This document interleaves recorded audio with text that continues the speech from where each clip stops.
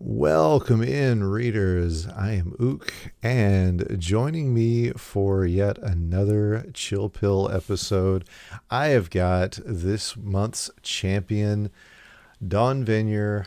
Don, congratulations on your win this weekend. Oh, and thank you very much. It's like so crazy that it finally happened. I've been like telling myself for like years, like, all right, I gotta stop playing. Like, I'm not winning anyway. Like, there's like no motivation for me to continue like playing if I'm not winning. But like this kind of helped, like, oh man, maybe I should continue playing more. Well, yeah. Um, has it sunk in? Uh, yeah, it's still like a feeling of disbelief. Like, yeah, it happened, but like there's always next month, and next month is just going to be a new month, starting from the beginning again, requalifying, redoing it. But like, it'll still be on a permanent record that like I have 1 month win.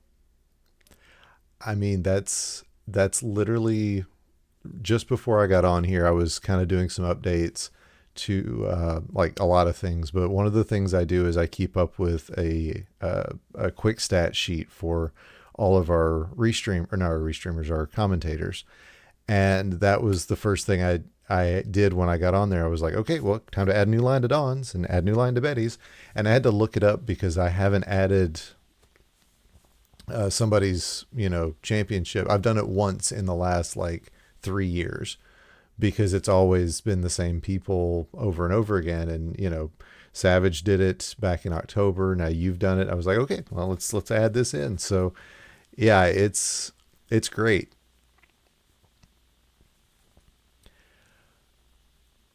And I will say, you are now the 11th unique champion in a monthly. So that's something to hang your hat on. And like you said, it's never going to go away. Top 12. There we go. So the question I always like to start off with is tell us about how you got started with the game, and then how you ended up with our community. So way back when, I played a lot of A Link to the Past randomizer. Mm-hmm. Uh, just playing it, then like I was practicing it back when like the times were like still pretty long. There wasn't quick swap. There wasn't some of the glitches that they've learned yet, like added that really cuts down the time in dungeons. Mm-hmm. But like I got a couple of sub twos and like the German speedrunners that I'm watching that were playing it at the time were like, yeah, if you're getting like a couple of sub twos, they think you're good enough to join the tournament. I'm like, all right, yeah, I'll do that. So I joined the spring tournament standard. Uh, my very first round opponent was a guy named Scrub Casual, and then like followed him. It's like, all right, let's see how he develops throughout the tournament, and just kind of like cheering other people on, each of my opponents. Eventually, I made it to the brackets of that, and like lost the very first round against like one of the crowd favorites to win. So, that's the luck of the draw. Right. So, Scrub Casual and I joined his Discord, and they're like, "Oh, hey, did you hear about this like A Link to the Past randomizer league?" It's like, "Do you want to join? You want to create a team?" It's like, "All right, sure." So we play with our friend DigiDude, and we don't do very well. Open League, I think we might have had like 3 wins for the whole season or something. The next season, we're like, all right, we got to find someone new, like me and Scrub, and then let's just scour the looking for teams board online. And we see this guy named Leviticus. It's like, oh man, let's check out his ladder rankings. He's like top 100 on the ladder. Like, all right, this guy seems really good. He's looking for a team. We're pretty decent. Let's go for it. Let's ask him if he wants to be on our team. So I messaged Leviticus, like, hey, do you want to join this team? He's like, oh, yeah, sure. I've been asked by someone else, but they found someone before me. So, yeah, I'll join your team. And once again, cheering each other on, I'm like, I'm going to check out his stream. I didn't know he streams. And he's playing Dr. Mario. I'm like, this seems kind of interesting. I can get into this because I'm like starting to learn, and like reason why I joined my very first speed tournament in this was because I saw it. I'm like, oh man, there's only like 7 people qualifying. Like, why not? So I qualified, and then it turns out like 5 or 10 other people ended up qualifying or something. I don't know how much it was in the very first one, but it's like, oh, there is way more people to this than I thought there was, and that's kind of where it began. So you had never played Dr. Mario before that. It was just kind of your introduction was when you met with Lev. Yeah, I mean, like I probably played it when I was a kid. Obviously, it's like, oh, what's this game? Put it in, don't know what's going on. It's like, all right, this isn't very fun. Let's find something else. Throw in Mario, Super Mario Bros. But yeah, nope, I never watched it before his stream. I never really played it, got into it when I was an adult. So that was like my very first like introduction was watching his stream. Wow.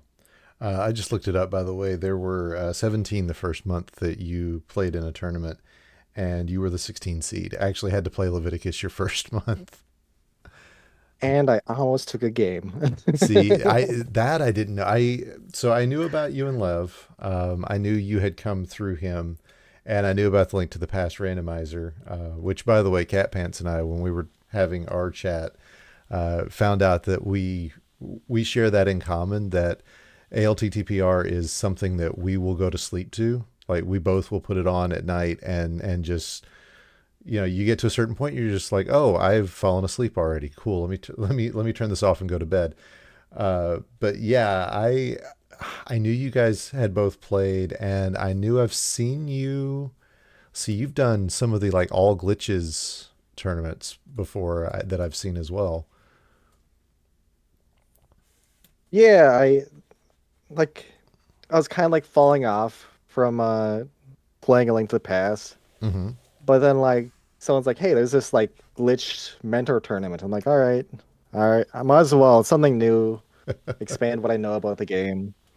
And uh, I went to go join it, and I'm trying to like do the most basic glitch in the game called clipping. Mm-hmm. And what you do is you tap left or right and the dash button on the same frame.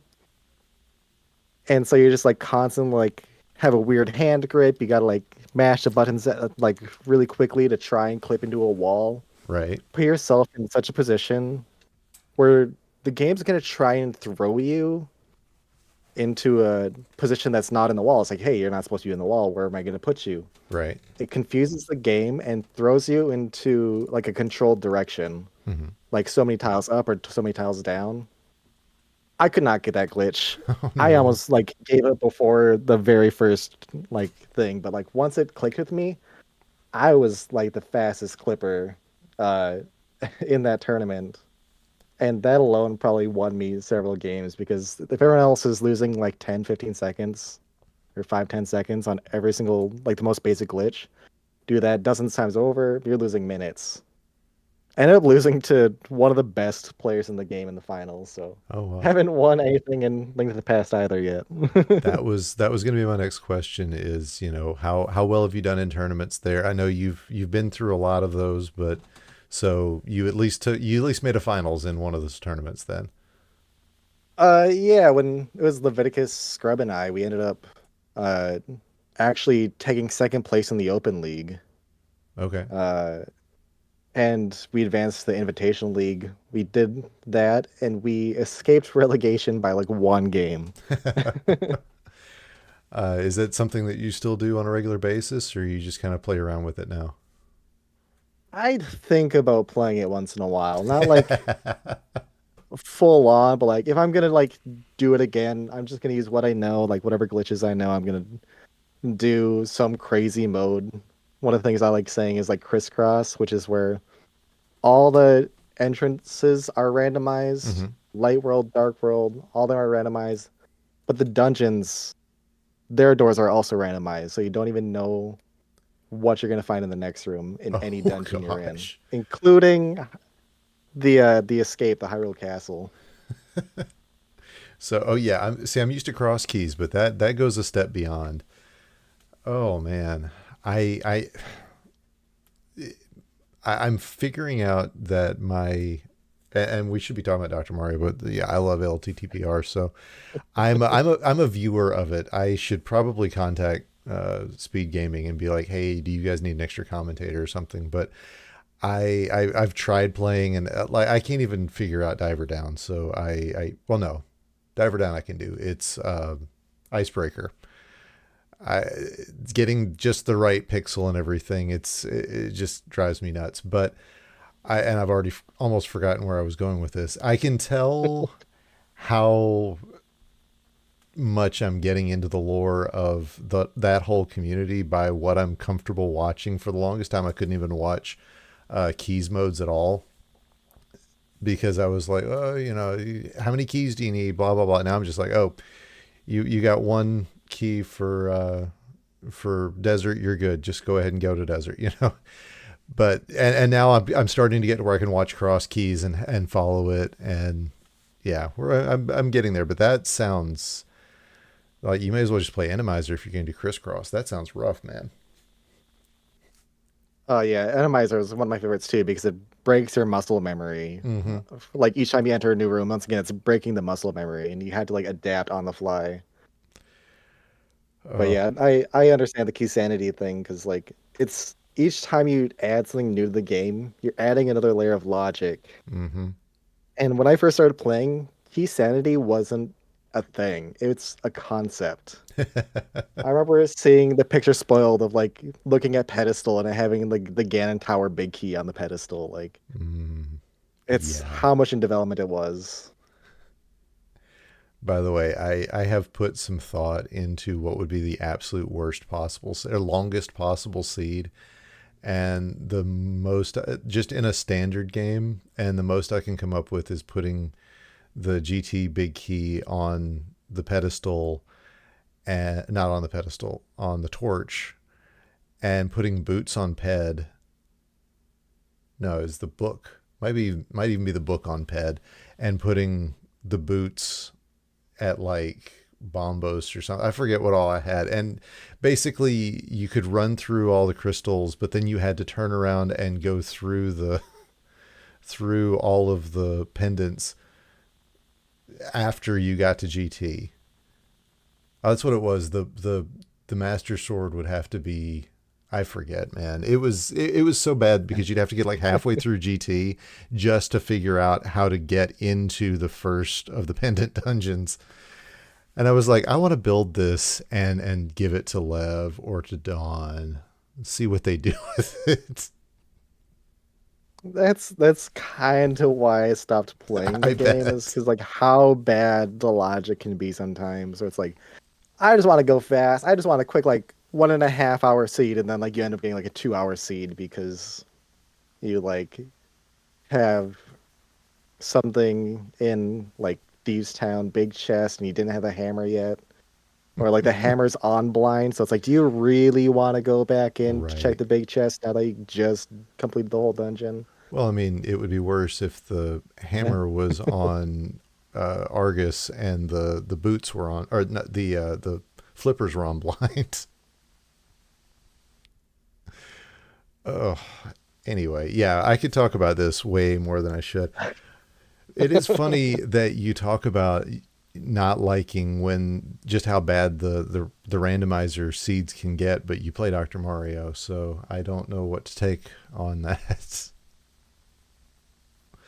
Well, Except, like even when you're doing like bad in Dr. Mario for like the RNG, you can still be playing really well. Like I guess you can say the same thing about random like Link to Pass, but like uh there's so much control you have. If you're playing well, you could like be down to like last five viruses and they're all red and you're getting nothing but blue mm, yellow. Like that's gonna mm, happen. But if you don't see that many like red halves, like pill fragments that you can't use, then you know you're like playing efficiently, you're playing well, right. and that the only problem is the RNG. Yeah, yeah, yeah. And I mean, with Dr. Mario, a bad seed just adds like 5 minutes to a level at the most. Not even 5 minutes, 30 seconds to a level at the most. Um, so tell me about how your play is developed. Are you still a keyboard player? Yeah, I do keyboard still. I actually had to like buy a new keyboard recently, because I noticed like my 2 and my 8 on my like number pad stopped working, or like they're very like touchy, where you had to like hit them like a certain like push, Mm-hmm. feel, strength, whatever, for it to actually work. And it's like I gotta get a new keyboard. But like for a while there, I was playing Super Nintendo because I have the Super NT, so Mm-hmm. I used a controller for that. I have the Super GB and used the Game Boy version and played controller for that. Mm-hmm.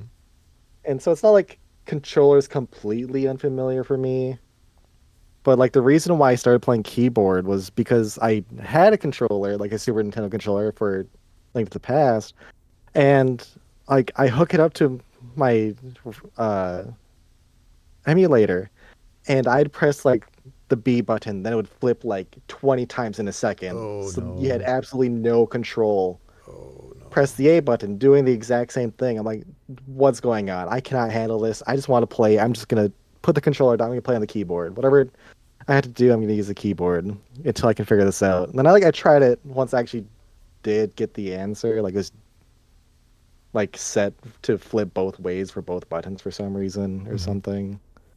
Wow. And I tried the controller a bit, but I'm like, my times are consistently slower. And that's something I'm curious to get your take on. I've stated in the past that I feel like keyboard is really the meta. That the slight advantage of being able to hold down while you press left or right is going to end up being, I want to say, broken enough that eventually we're going to have to make a decision as a community, I think, on whether to split it up, to do control. It's kind of like when they stopped doing hyper, when hyper tapping was all the rage in Tetris, and they started doing DAS only tournaments separate. Do you feel like that's going to be the case, or do you think that the advantage is not really as big as all that? Uh, for me, I think it's just like a learning curve. Like, I guess I've talked to a lot of people like, hey, how do you play keyboard? Like, I just can't get in. I tried it, I just can't get into it. It's Mm-hmm. to me, it's the same way with controller. It's like I don't understand how you can do what you can do with a controller. Right. It's more just like getting used to what you're used to playing with. Uh, like if you watch Packy play, if you watch like Hibibato or like Snipe, like their pill control, like even Pangolin, their pill control at the top of the board is absolutely insane. Mm-hmm. Like even like Frank, he hyper taps on a controller and his pill control is absolutely insane. Like I see this feel like I wish I could do what you can do.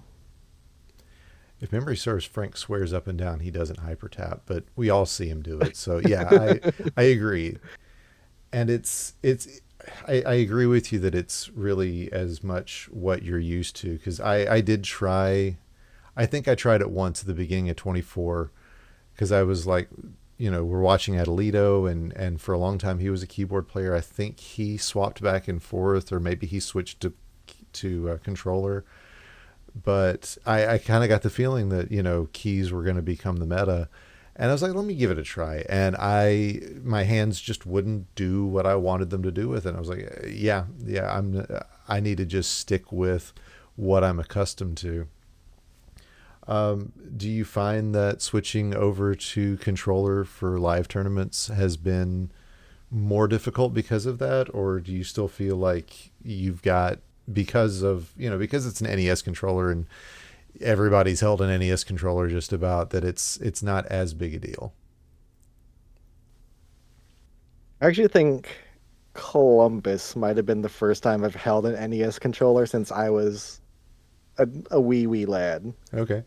like a tiny little like 4-year-old, 5-year-old playing Super Smash Brothers, or it's not Super Smash, Super Mario Brothers in my brother's bedroom with my mom. And like, yeah, I've never really touched an NES controller since then. And it, I play the Super Nintendo version before the live tournaments just so I can get used to the controllers. Mm-hmm. But at the same time, just swapping between keyboard and controller, it feels so much differently. And I always think too, is like, does my brain do different things when I'm playing with a controller as well? Because when I'm playing on keyboard, my movement is with my right hand, my Hmm. swap is with my left hand, where when you're on the controller, it's the opposite way around. So I'm wondering if like my wires get crossed when I'm playing in live tournaments, and that's like why I'm like either not moving as fast or if I'm making more like complicated combos or what have you. I was It's such a weird concept to the swap between controller and back and not and I was curious about that. If you had right hand movement or left hand movement, I it seems like I asked Adelito that, and I think he used WASD, but I it's been too long. I'll figure it out when I do the edits for his episode for the podcast. But that does remind me, though. Speaking of something he did, do you map your controller to the same keys so that if you run into a lockup situation, you can just keep moving the same buttons? nope.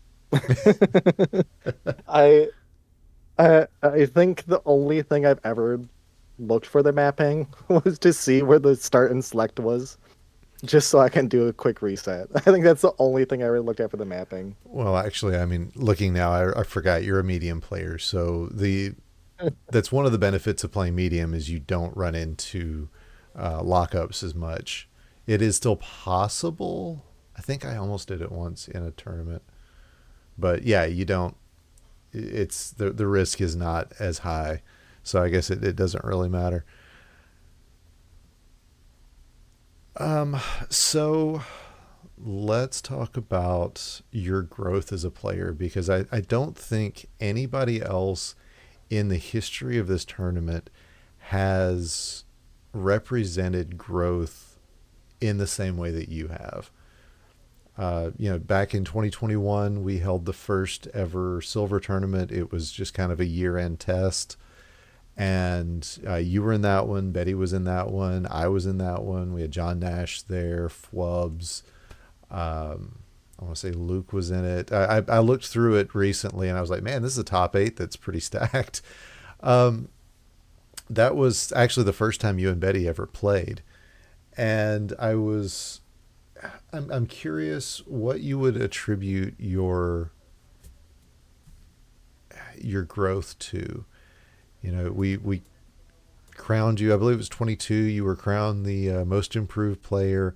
What's really driven you to those heights over the last 2 or 3 years? Uh,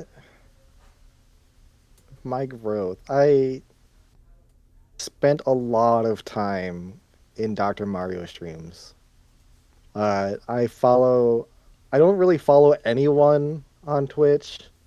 I follow the category. Mm-hmm. And so like I'll be like in the middle of work, I'll open up Twitch. I see Dr. Mario has like two viewers. I'll open it up, see who it is, click Uh-huh. on it, say, hey, good luck, and just kind of like lurk.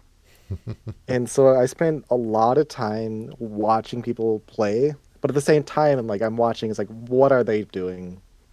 What would I do? Where would I place this? Where do I think this looks good? Then like you just kind of apply that to how you're playing and you like putting a lot of time in. I've put so much time. Like I opened up my splits just for 6 through 9 practice. Mm-hmm.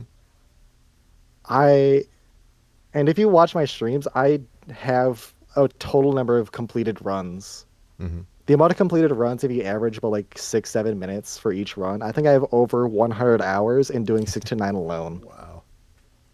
I put so much time in to like playing, but yeah, I think watching people like Frank uh and yeah, mostly just Frank. You've streamed an absolute ton and like watch my but like Frank's way of playing makes sense to me. Like it's clean. There's like good combos. Like the pill movement is like really clean, and I that's what I enjoy seeing is a nice clean board. Because if your like board is clean, I think like how Dimit would say it is, uh, well how he's like how he was learning Go Mm-hmm. was that it's like typical or something, where you just see the same thing enough times that everything's easy. You don't have to think harder.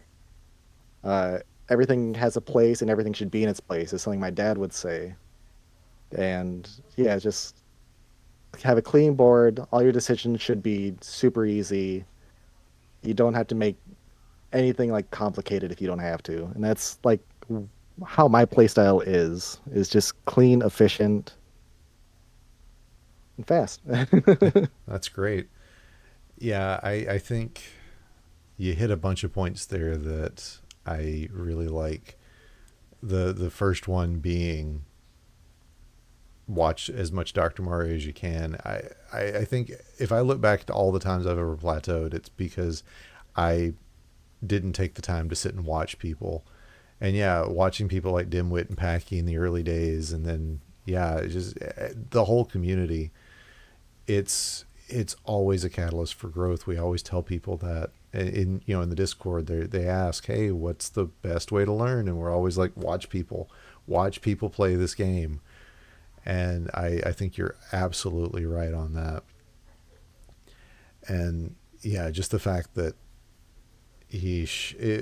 my one of my sayings is I hate it when the doctor makes me be cute on level one. You're right. If you can keep a simple clean board, you gotta do that. So that's good advice. And It also made me think uh, is you got to set small goals for yourself as well. Like when I first started playing, I almost gave up playing Dr. Mario because I only played 0 through 10 because I'm like you gotta master the basics before you can like master the full thing. Like mhm. so I did only 0 through 10, but for the longest time I could not sub 20 a run. And like I almost gave up, but people are like, you know what, you can do it. Just keep playing. And like I finally like willed that down, and then doing the weekly speed checkups. One of my like earliest goals is like I gotta beat Sarah Sparkle. Like Sarah Sparkle's really good, and I finally did that, and I was so proud. I was so happy. And it's like you just gotta make small goals for yourself and just beat them. Yeah, And that's why like I like comparing against average, because you gotta beat yourself to improve. yeah. That's a tough one, especially and I like the idea of comparing against your average instead of against your PB because so many times in the PBs you end up with like low levels and they're just really hot and you get frustrated early on in the run because you've got red after red after red and it's tough. Sometimes you just have to like shut the whole uh, just the whole splits off, I think, and be able, and just go, okay, is this good or is it not good? Because if it's not good, then I need to reset. If it is good, let's keep going. But I like that the setting small goals so you can get to the big ones. That's good advice. Um, so I know we saw you in Milwaukee at the Versus tournament. We talked to Rodzilla last time, not last week, but last time.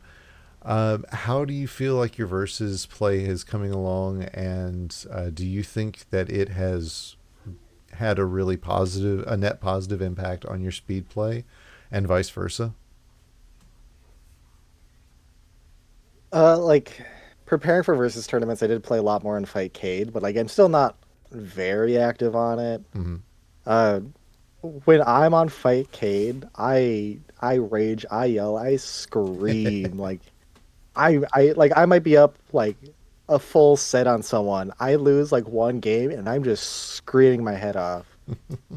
Uh, so I've been trying to avoid playing Fightcade for like the past like month or basically since Milwaukee. I think the last person I played was like Coop, and I Oh was dear. so mad because because the last guy I played against Coop, I think I like 2-0 swept him like very clean. I think he might have taken like one or two crowns in like the full two sets.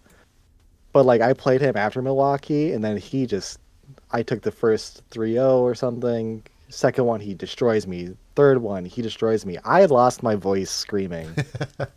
My cat was hissing at me. He's like, "You should not be this mad." And he's hissing at me. My cat doesn't hiss. You play with him like with a toy, and his little hiss is like small little breathy hiss. And like, I cannot. I don't want to play Fightcade as much as I used to. I gotta like calm down. Like if I'm in person, you see me, I'm laughing, I'm smiling, I'm shaking my head. But when I'm at home in the privacy of my own home, I cannot I do that. 100% But yeah, understand. for playing versus, uh, I think it does make me a little bit more combo oriented, and I might have changed my playstyle in the most recent months since Columbus, uh, because of playing versus. Yeah. I mean, I think I think if you look across the board at all of our players, that has been the case. And yeah, we've seen so much more versus play style. And I think the players who are already doing that definitely have pulled an advantage, which is probably why you see, Packy I feel like we're in a Packy renaissance. And on top of that, you and Betty making the finals this month. I mean, it's players who have been embracing versus style play. I think they have been finding that advantage. Yeah, I mean, we even see Floyd, who is very much known for a much call it a minimalist play style.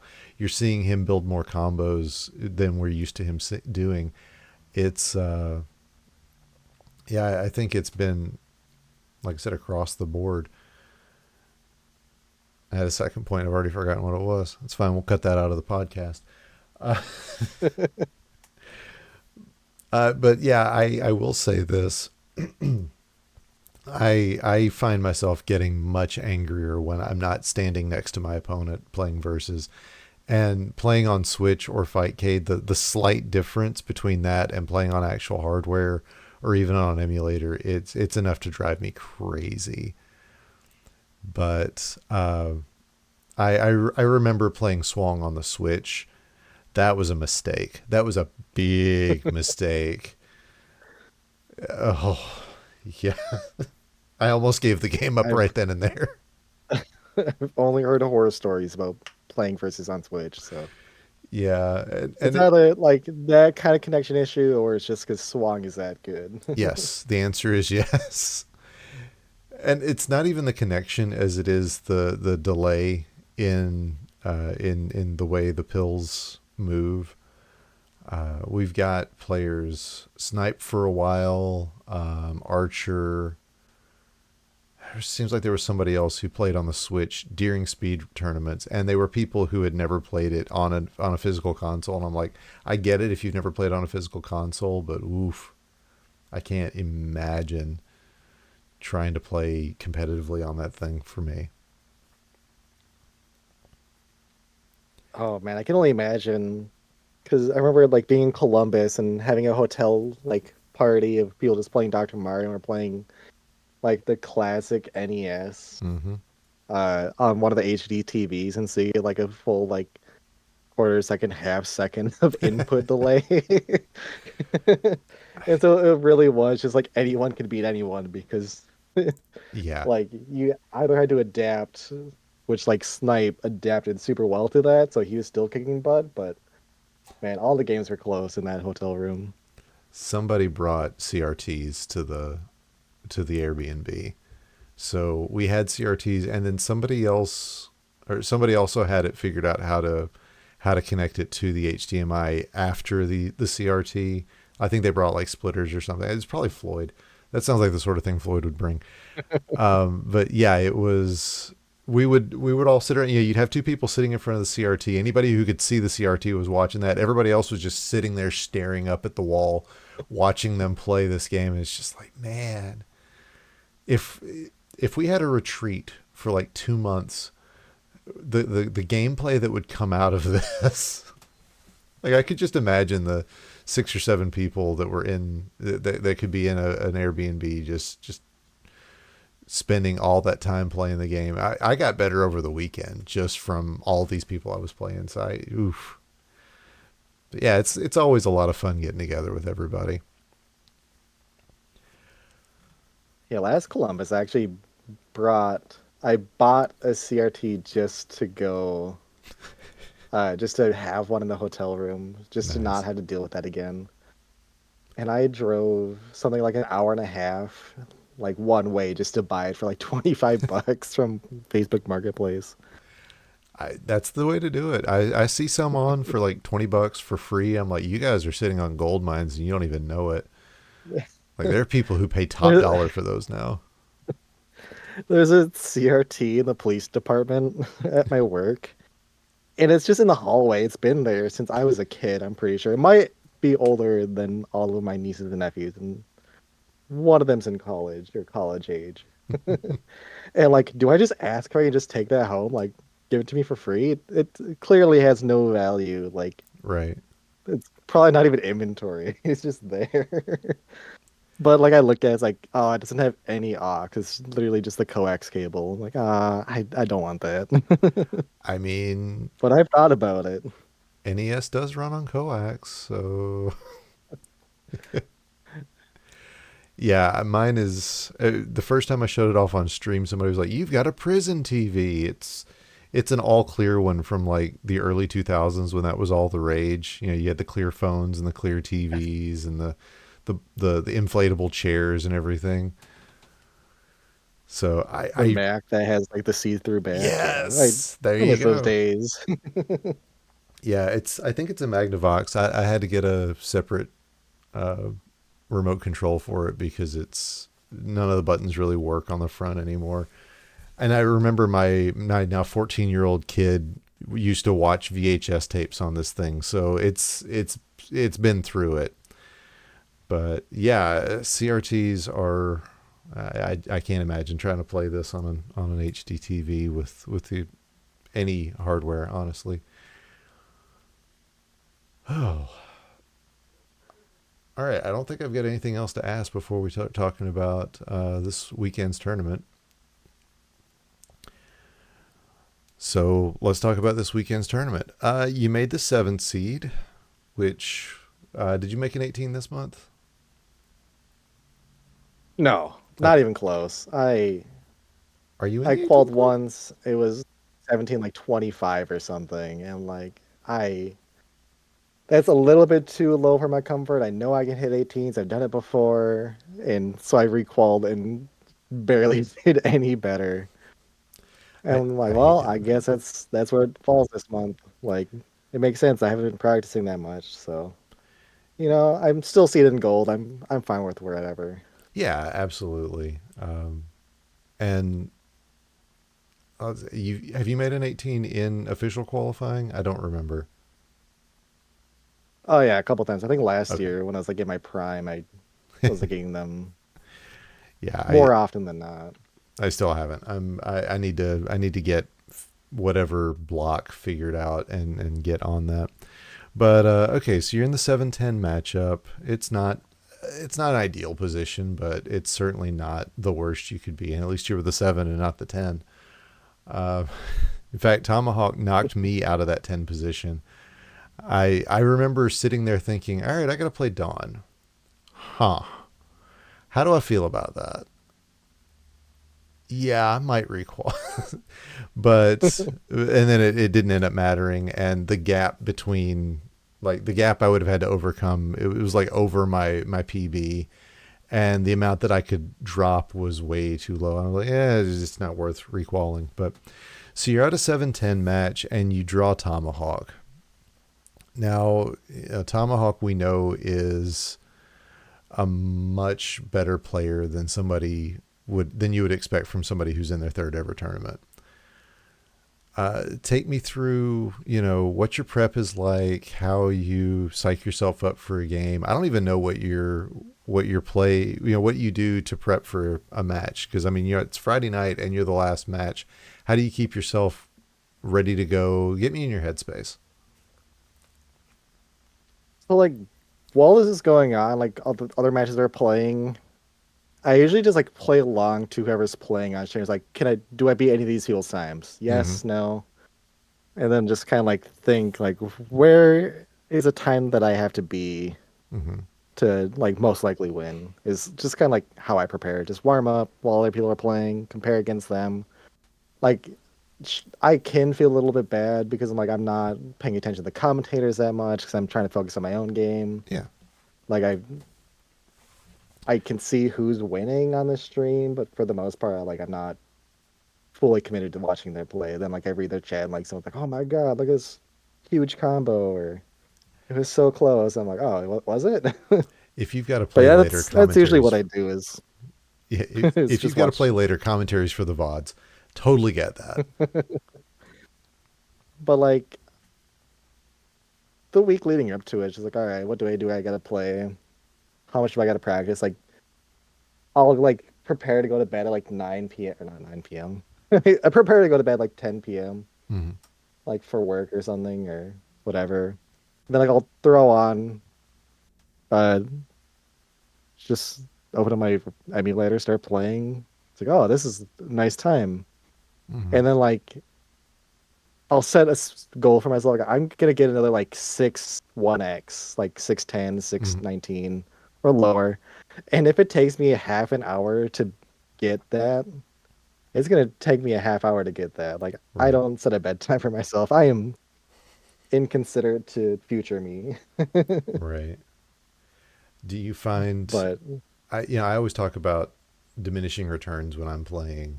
Like you get to a certain point and you're like, okay, I peaked, and every play after this just gets worse and worse. Do you find times where you just have to go, forget it. That's going to happen, and I'm just going to fall apart. And if I keep playing, it's going to be bad. Or do you not find that to be the case most of the time? I get in this headspace where like last year when once again when I was in my prime, my average, like even for my live splits, said that my 6 or 9 average was sub 6 minutes. On Whew, average, sub gosh. six. And so then like I'll play and then like suddenly it's saying my average is now like 6:30. And I'm like, oh my God, Mm-hmm. how am I so slow? And like yelling at myself like I can do better than this. I can be better. I've been better than this. And then I'll just like keep on playing until like that 6:30 slowly becomes like a 6:20 or a 6:19. Well, there you go. Never. Sounds like you get the opposite issue. I mean, that's a great thing to have. Do you listen to anything while you play? Commentary, other music, just whatever's on the game? In the past, I used to like not play with the commentary on, just like throw on my own music, just play to what I'm used to playing with.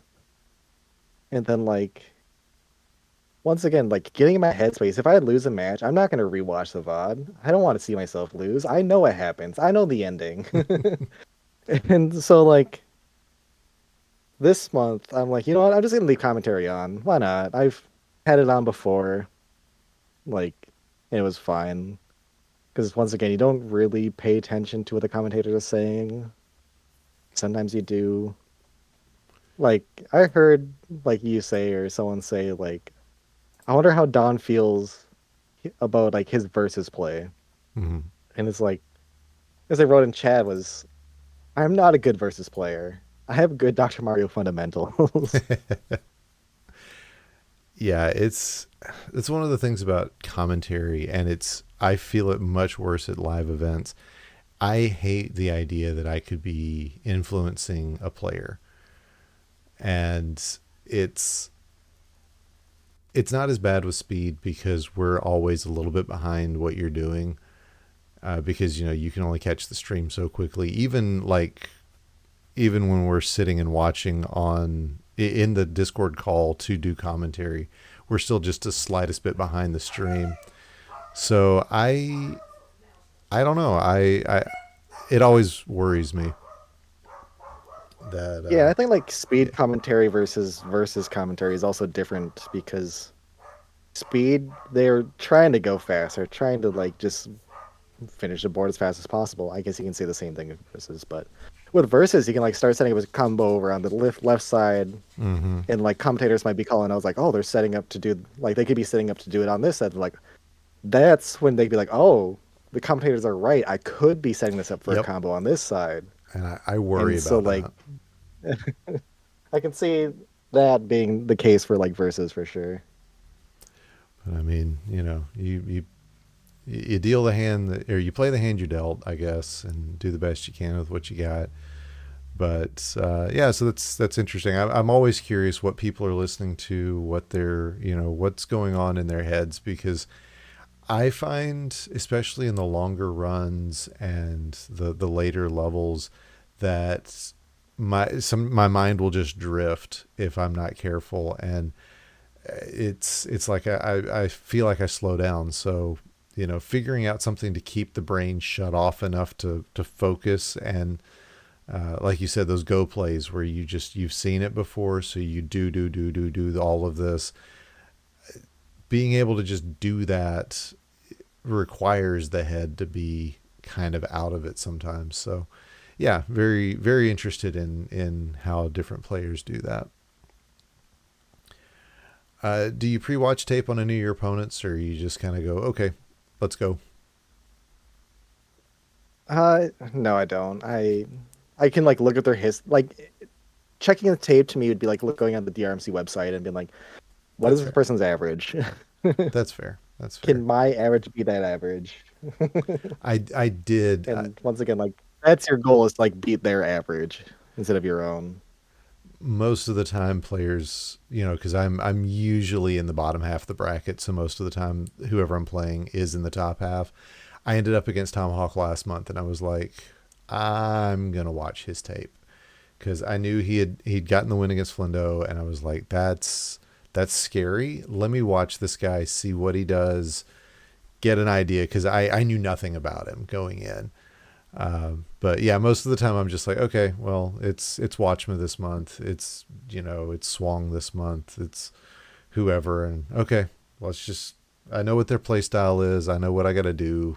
Just play fast.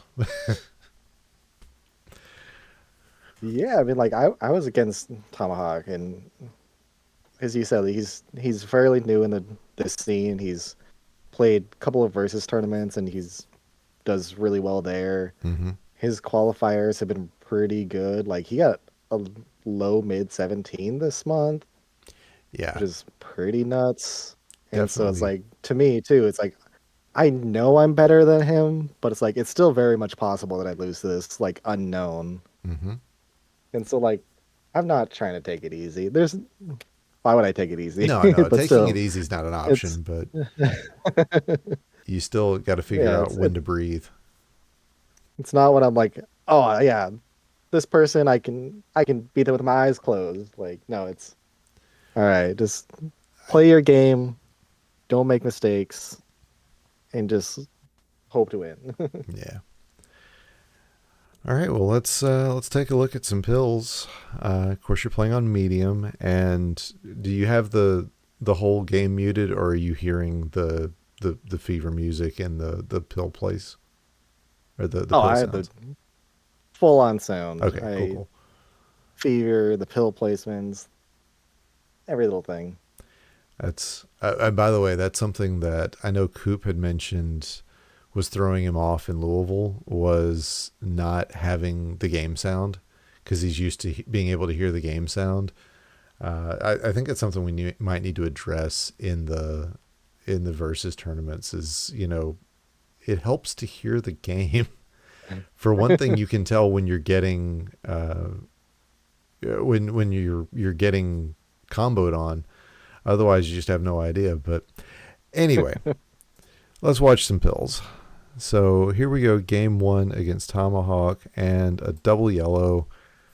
I mean, I'm assuming you're going to drop this into three. I can't see a more efficient placement other than, you know, Yeah, I thought three or sp- four. There's splitting it into a 3-4 undertuck or something just seems way too aggressive this early in, and it blocks off your yellow red access anyway. So, yeah, like putting it to three as well. Like if you do horizontal that red, you de-sandwich those yellows, and like doesn't really matter that you put them on three. Mm-hmm. But like putting on top of three allows you to like tuck beneath it to get only one row of drop time rather than throwing it on top of like let's say row four and end up getting like 2 rows of drop time or 3 rows of drop time. Right, right. So, and I know, by the way, that I'm ahead of you as far as like the when I pause, I'll try to remember to slow down so that you can talk about your stuff. But okay, so you're gonna drop this into. It looks like I don't even tuck underneath. Oh, so I was gonna ask about does tucking underneath like enter your mind here? So yeah, you're saying that is something you normally would do. And that I think is one of those things where keyboard movement is and just general fundamental movement is helpful because man oh man that can cause so many problems. But yeah, you're right. It doesn't even look like you're gonna tuck it here. Nope, straight down. Nope. So with the blue All right. yellow, Well, yep, I was gonna say, well, yep, that's I go against my own word, but yep, it's just drop it straight down right onto it, get the extra couple rows of drop time. Oh well. But yeah, it's a lot of like setting up horizontals. Like you might see like a T over on the left side is mm-hmm. might be exactly what I'm looking for later. Yeah, you've got a blue yellow here coming down the pipe. I mean, I'm thinking 4-5 makes the most sense here because if you put 2-3, then you're kind of forcing yourself into a double red. So I can't see anything that will work any better, but correct me if I'm wrong. No, I completely agree with that. Like Yeah, that there you second go. pill does scream that like I was setting up for this horizontal from the get go. Yeah. All right, so this is an interesting pill, the yellow red. I'm assuming based on the current placement that you're going to drop it into 2-3. Unfortunately, that's going to require you to get rid of that yellow. To basically clear the yellows to be able to take it out. Man, there's just not there's not another obvious play that presents itself. I mean, you could tuck it into 4-5, I guess, but even that. How I'm seeing this is like there's so much blue red diversity over on the right side that I actually and like yellow is so tucked Mm-hmm. underneath stuff. I'm gonna use this yellow, so I'm gonna put the red face down and the yellow up in column two. So if I get any red yellows, I can start setting up for a drop T. That makes sense. Okay, good, because I didn't love setting it onto 2-3, but I would have understood it. But yeah, I didn't love it. Okay, cool. Okay, well that is what you did. Or nope, once again, I go Oh, against what I'm thinking here. and the double So yeah. I'm setting up for yellow blue diversity, I guess. And I will say everybody gets on this and has they get done and they go, what was I thinking? And I'm like, no, it's fine. Everybody does this. Lev, I think I just about quit the game after doing this show. So I think the I thought about like, do I just rewatch my own game so I know what's gonna happen in the no, runs? No, I'm not gonna do no, don't do that. that. It makes it because I do like getting an idea of where your instincts are as well as seeing what you do in real time because it makes a big difference. I learned that watching my wife learn how to play, and we would do this where we would pause the game and then I would talk to her about what she would want to do in this position. And then I watch her play and I'm like, yep, all that went out the window as soon as you get flustered. But I'm the same way. If I looked back and watched mine, I'd be like, ugh, what was I thinking? All right. I also know like this day in particular, like the full weekend, this Friday that I was playing against Tomahawk was probably some of my worst play of the whole weekend. Oh, all right. Blue, red, 6-7, or do you think 7-8? I'm thinking 7-8 Okay. would make more sense to try and open up that yellow Mm-hmm. right beneath it on 6. I mean, if you thought there was a double blue coming, I could see putting it vertical on 5. That would be just dumb, but it would at least accomplish a thing. I don't like it. I don't like it as a play. All right, let's see what you got. Yep. Okay, 6, 7. And the vertical, get the clear. And those are going to go straight down. The next one's going to go right there.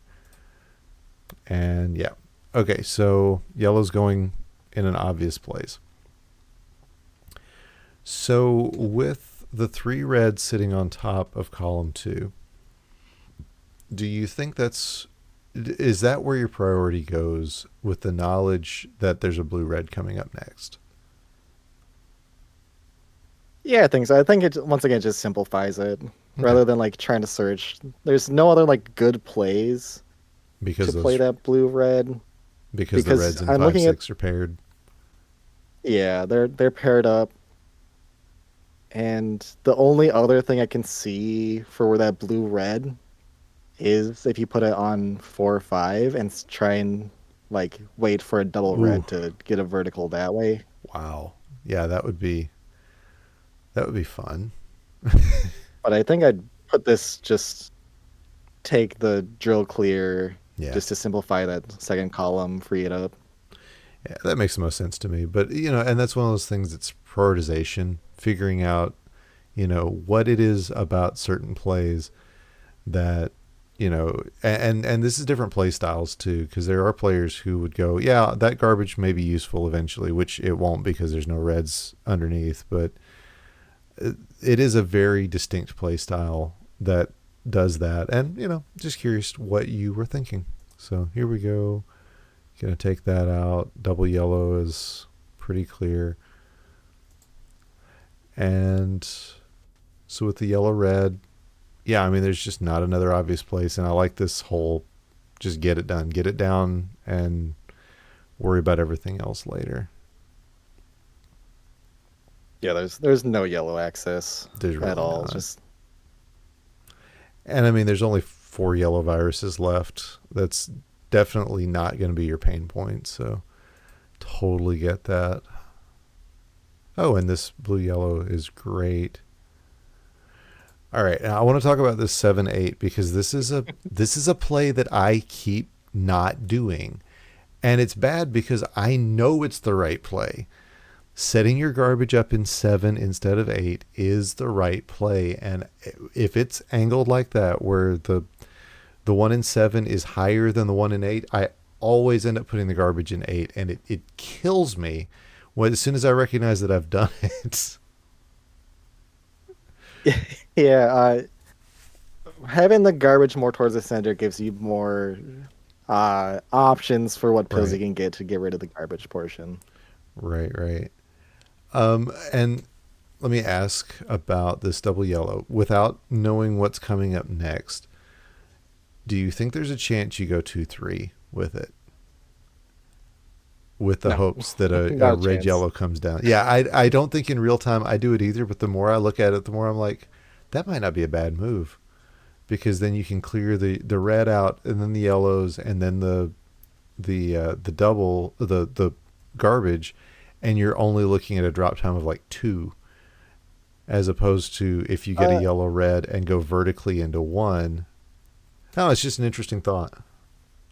I think that's like more of a versus play. Like Yeah, chanting the drops, like clear, drop, clear, drop, clear. Like yeah, it's clean, it's efficient, but to me, I think I'm just gonna slam that double yellow into column 7. and 7. Okay. Just so if I get like a blue yellow, I get Mm-hmm. to clear Mm-hmm. or combine the clear animations. That's like another thing I think about sometimes is combining clear animations rather than have the clear, drop, clear, drop, clear. Do you think playing SNES has affected that with you? No, Okay, because I I think think it's just I was gonna say I I think think it's the just SN. like Oh yeah, thinking go. about drop time and then thinking about clear animations. And that's like something that people never talk about is let's say there's like a you have two like a 2 by 2 block of like double like red viruses. Mm-hmm.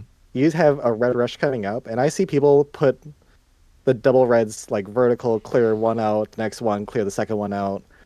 And like to me it pains me ever so slightly that they're not putting it horizontal stacking up to combine the clear animations rather than just it's Yeah. like, oh, I can just take it all right now. You're right, because It's that's, I don't know, I don't have a frame count on that, but you're right. It's probably at least the 16 frames that we get on a row of drop time. So I was just thinking about SNES just because it seems like the lock and clear on the SNES is significantly slower. Like the first clear is at the same speed it feels like as NES, but then every subsequent chain clear feels like it's slower than it should be, and yeah, it just bothers me.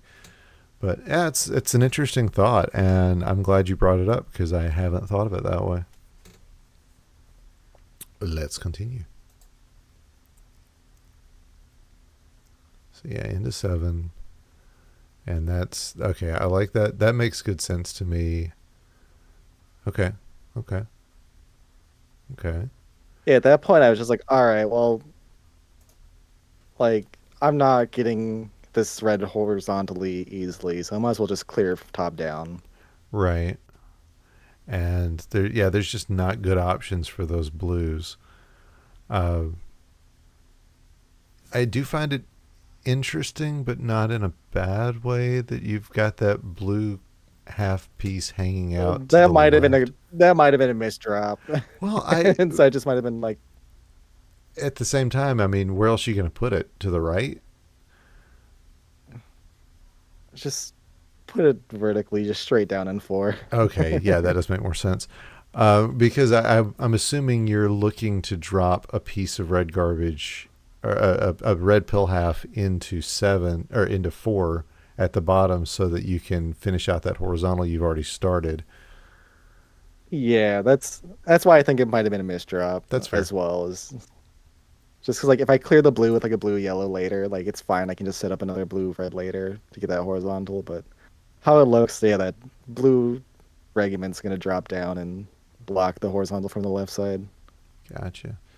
And I mean the where the red yellow going, I would assume is onto 6 7. Although uh, putting it onto 3 4 would get you the same thing where you could just drop it down, have the red Oh on yeah, top. But no, I that mean does make sense. 6 7 is the obvious play as far as I'm concerned. My next question though is, where does the yellow blue coming up go if you place this into 6 7? Does it go vertically on two? Yeah, it does drop down the Yeah, horizontal and sets just it up. just a lot of drop time, and Yeah, I'm a yeah. player that like I do hate drop time, but I don't think it's the worst thing possible if you're still being efficient. Like it still makes it clean. Hmm. It's like one of my jokes that drop time doesn't count if it builds into a combo. Yeah. Although okay, I can see with the blue in five. Okay, yeah, I see some interesting stuff happening with that drop. So let's see you do just that. There it goes, and you've got the yellow red, so that's gonna do And that. Yep, yep, set that up. and focusing on the red. Although that does create one extra pill requirement for the blue that you just took out in five, but it's not that big of a deal. Good tuck. Yeah, nice, clean, efficient play. And yeah, focusing on the horizontal on the blue. I think that makes the most sense. Somewhere in there, there's an option to like take out these yellows horizontally and get the Yeah, well, blue like when I saw that horizontal. double yellow, it's like, oh man, I could have got put the yellow flat and do like a little drop from clearing the blue horizontally. Yeah. But I think the thought process time, and that's another thing we don't ever talk about, is how long it takes to think of a plan. Really makes a difference. Oh, I like that tuck in to get the double reds, and everything's been pretty obvious and clear at this point. I Nothing here doesn't make sense to me, so I haven't stopped it yet. Uh, feel feel free to stop me if something catches your eye. But okay, the blue red. Let me back it up. Oh wow, I backed it up way too much. Twitch is different from YouTube. YouTube only does like 3 seconds. So this blue Yeah, so you red, might be like, why not tuck it into what is that, 6-7 or although 5-6? looking at that, I mean, then what do you do with this yellow red that's coming up next? I mean, you could, I guess, put it tucked in, not tucked, it wouldn't be tucked anymore, down on 5-6, or even Yeah, if you way can, down below. you could, depending on your movement speed, get it into 1-2. Yeah. That would be Which like cool. I clearly showed that I can do that with that earlier Yeah. uh I don't know, man. clear. This is even further because that was a 3-4 tuck. This is a 1-2 tuck and a flip after. I mean, there's plenty of room to do it. But It's just, whew, that'd be cool. yeah, I think this is just like, all right, I just want to clear this out. The next one I see is a red yellow, so I can like open up that yellow play in that middle there in the third column. And Because like my right side of the board is very like open and free to access, where that left side is more mhm. heavily clumped together with a bunch of different colors there. Yeah, I agree. This really opens up that left side of your board, so it's a good play. Let's see. Then you'll have access to yellow, red, yellow, blue, and blue, red. So, yeah, there's absolutely nothing wrong with this play, and opening up that mid board makes a whole lot of sense. And getting too fancy has been like my downfall, so I really should be paying more attention to stuff like this. Okay, love that play, and then you're getting too much yellow. I mean, have you talked to your doctor about this? It's just gotta make use with what you got Oh yeah, sometimes. this is the play. This is just a really good board. I like that setup to start working the horizontal, but then you lose it, and I mean it's still usable because you've got the bottom there, but kind of sucks that that is the way it turned out. Great tuck there. Yeah, try to use it all. Gonna swim it. Yeah, you are. There. Oh, okay. And 307. I'm guessing that's not making you happy, but the time is what the time is at this point. Uh, so one thing I do hear in commentary is like, oh man, Don's shaking head. He's not happy with what's going on, and like he's ahead, but he's still not happy. It's like, yeah, it's either because like I'm slower than my average, Mm-hmm. or if I'm listening to commentary, like I am behind the other person. It's like the two times I shake my head. Yeah, and I mean we know that. We're just got to say something at some point. Yeah. Yeah, no, nothing personal is ever meant in commentary. I'll tell you that right now. All right.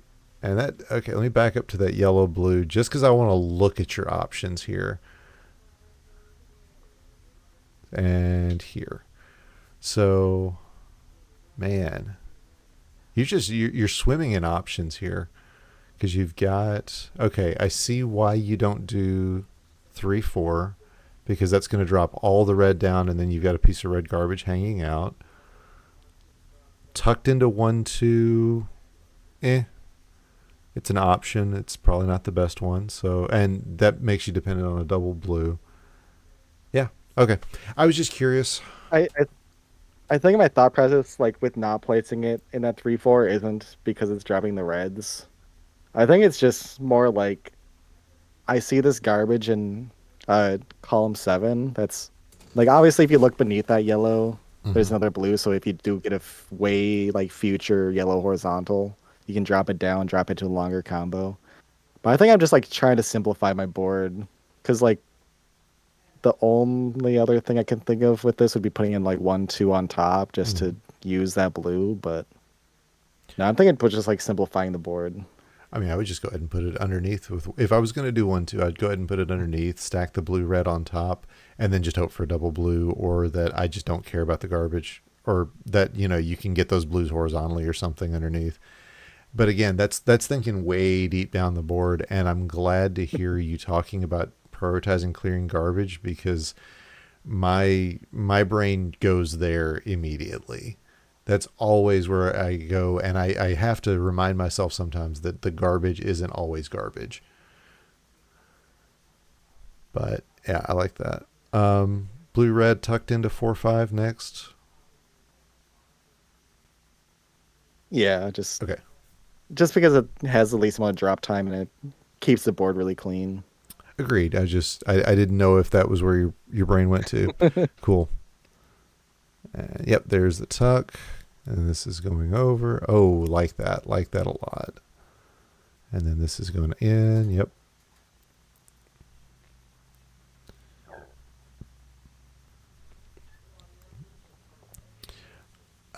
Are you thinking here about like can you get the blues horizontally? What's the game plan going to be? Yeah, so with that like blue reds on one and two here, I'm clearly thinking about dropping that Mm-hmm. down to take the blues out horizontally later. Oh, this double yellow blitz exactly what you wanted because the double I don't think it blues. was. Yeah, no, because the double well because you know there's a double blue coming. Nope, And did not think that far ahead. oh, okay, yeah. No See, such thing. I I start did not think that seeing. far ahead. I'm just seeing the double like, all right, how am I supposed to use these yellows in such a way to get that blue horizontally easier? No, I'm Nope, thinking. I did not think about that rule. Yeah, I immediately went, okay, cool. I probably said it in commentary too, because you've got this bridge to build and you don't want to waste pills. And here's going to be a whole bunch of double yellows, and hopefully, you can get it stacked up because one, two, three was what you needed to be able to stack it up high enough to get those double blues. And then there's a double blue coming, so all you got to do is wait, and you're going to get that one pill that you need. So I was excited for you as soon as those double yellows come up. The only one I can never remember is that it's blue red after a double blue blitz. That one I always forget. And actually, I don't know what comes after a red yellow. I think I know Red either yellow is it's either yellow yellow red or blue. yellow yellow. I don't remember. Have to look at the fancy Yeah, I circle think red of. yellow is yellow blue. Yeah, it's alphabetical. I don't remember if it's alphabetical Yeah, to R yellow turns to red. Y and then Y turns to B. Oh, you're right, yellow blue. Yeah, yeah, yeah. Cool, cool, cool. All right, let's see what the board gives you. Great, good, perfect. I mean, that's a lot of drops on those I gave myself a yellows. lot of drop time because of that. Yeah. Yeah.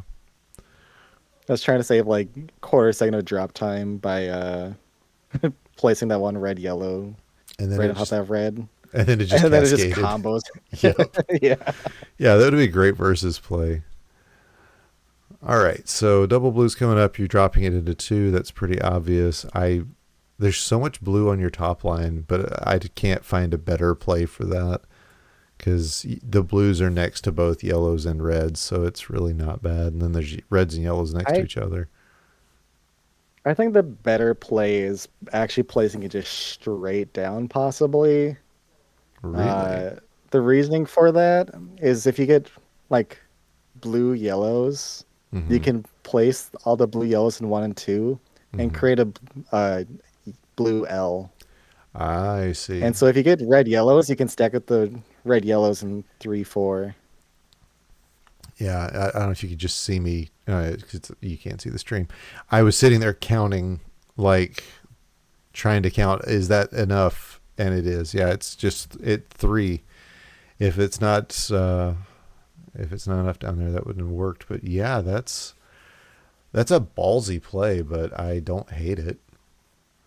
I also don't hate just dropping it into this pit and getting it taken care Oh of. yeah, dropping in the pit is like you're looking at the top row, and it's you see yellow, blue, blue, yellow, blue, red, red, blue, and so it's Yeah, like, all right, if you can change that to like something where the two blues aren't right next to each other, yeah, fine. cool, cool. Yeah, I like that idea. Oh, and there's more double blues coming up. All right, game. I see you. And I will say, I don't. I guess I will back up to it because it's now that Twitch. I don't love this placement, and the only reason I don't love this placement is because you're forcing drop time with those triple blues. The blues. Yeah, or those double blues. It's just it's gonna make a lot of drop time. It hurts me a little bit, but Yeah. when I was looking at it earlier, like how you're discussing clearing the blues in column two there at that very first double blue. Mm-hmm. One of my like thoughts is like, all right, if you get blue reds, you can stuff them in there Mm-hmm. and like just clear both at the same time, Right, right. pretty much. But I But think that does the same thing with having the two blues with the center open. yeah. Yeah, it's just an awkward situation. Oh yeah, yeah, yeah, definitely. Definitely. I But think the only other like best play for where that this double red would go would be in 6 or 5 6, yeah, and you can use a red yellow to horizontal and de-sandwich the yellows in 8. you could even go crazy and swim it into 4. That would be a fun dumb move. That's one of those moves that I would do just because it's stupid. Uh, just hook that thing all the way into 4. It could be done. Yeah, but then at that point, if you're looking at those yellows right beneath it, you Oh could yeah, no, I didn't say use it's a good horizontal those idea. yellows, and you'll drop the red, and you're gonna need two more reds to clear that red out. Yeah, no, I never said it was a good idea. Just that it could be done, and it would be worth it just for the swag. But yeah, no, there's not a. I do like that 5 6. That was the other one when you were saying the other thing you could see. I was looking at it. I was like, yeah, the 5 6 makes the most sense. All right, let's keep it going. I like that. Just reducing your drop time makes good sense in that situation with the double yellow. And yeah, you're looking at that blue yellow going, what the heck do I do with this? Yeah, it's just Yeah, there's just not. all it's so staggered Yeah, and and like what do people call like spiky or it's spired. Yeah, towered, squared. yeah, It's that was the that's definition of a how this spire. whole board is. Oh, do you do it? Yeah, that's the play I was hoping you do with that red blue. Tucking it in, getting yourself ready for the next combo. Although, And I mess it up. yeah, you broke it, but It's still set up. yeah, It's yeah, still set yeah. up. And honestly, with all of the access, yeah, you're gonna hero combo this. I'm not opposed to it. Nope. Oh, okay, yeah, Didn't no, you combo definitely don't. Okay, it. Here though, I am thinking about making the yellows a T. yeah, yeah, and I just wanted to look at the double red. I think setting the double red inside is an okay play because you're gonna tee out the yellows, Yeah. but It eh, I think after I place this bill, I think that's I did look at that. yeah, but then you're But at gonna that point it's like, make well, it's yeah, it's drop it's time. the second half of drop time. Yeah. Okay. I was like, is that the play? And yeah, it was the play. But oh no, yeah, you're thinking about it hard now. Okay, there's the drop. This is one of my favorite things is just figuring out exactly what somebody's thinking in the middle of a play. It's like, oh yeah, no, you were thinking that, but awesome, awesome. Let's get you moved on into the next game. You're up 1 crown. I mean, it's a nice place to be. I'm not there nearly often enough, but yeah, I feel like it's a hard place to be as well because you're ahead, but then you realize you've got to stay on the gas. Yeah, at this point it's just all right, just one more game. Like I beat him once, I can do it again. It's Right, right, right. like I'm not happy with my play. My I got like a almost a 630. I got a 626 in the last one, so I'm not happy about the time that I finished with. When you have people like Floyd is getting like 538s, 544s. Like I learned I a feel like I could be doing that. Like even Betty's round one was insane, getting another 555. mm-hmm. Yeah, I don't. I try not to compare myself. If I'm getting a sub 6.5, it's a great play. It's a great time for me. I don't like this pill for you. I really don't. Nope, not at all. I can see me doing looking at the red horizontally, Hmm. uh, The and five putting eight this. connectors.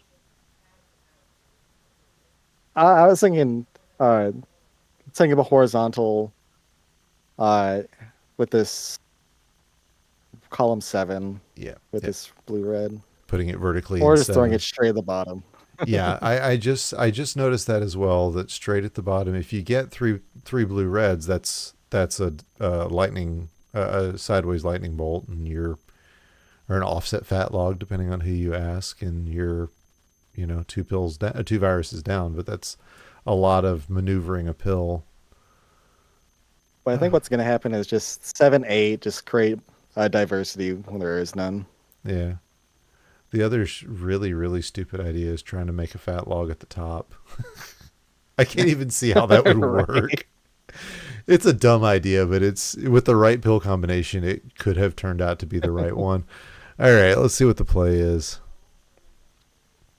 Okay, simple tuck. Oh no, just tuck it in. Yeah, I don't hate it. And again, you're still creating that diversity because you're doing these reds. And I did a red horizontal like Yep, where I said I would. I like that red horizontal. Because that de-sandwiches the yellows on the right. Yep,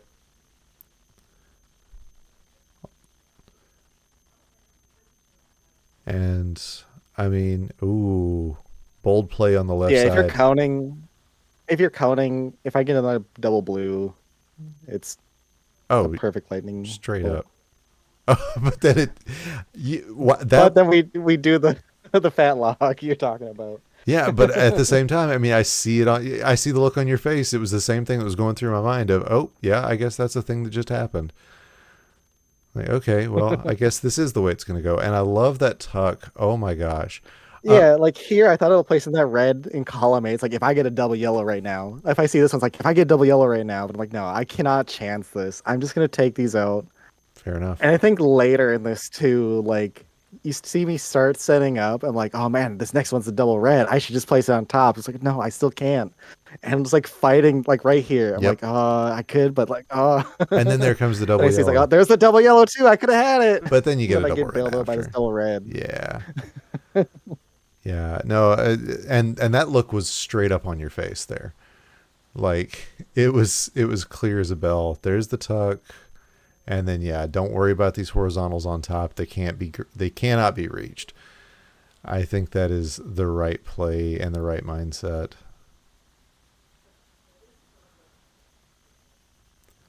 Oh, oh, and actually, the option was Yeah, there, I but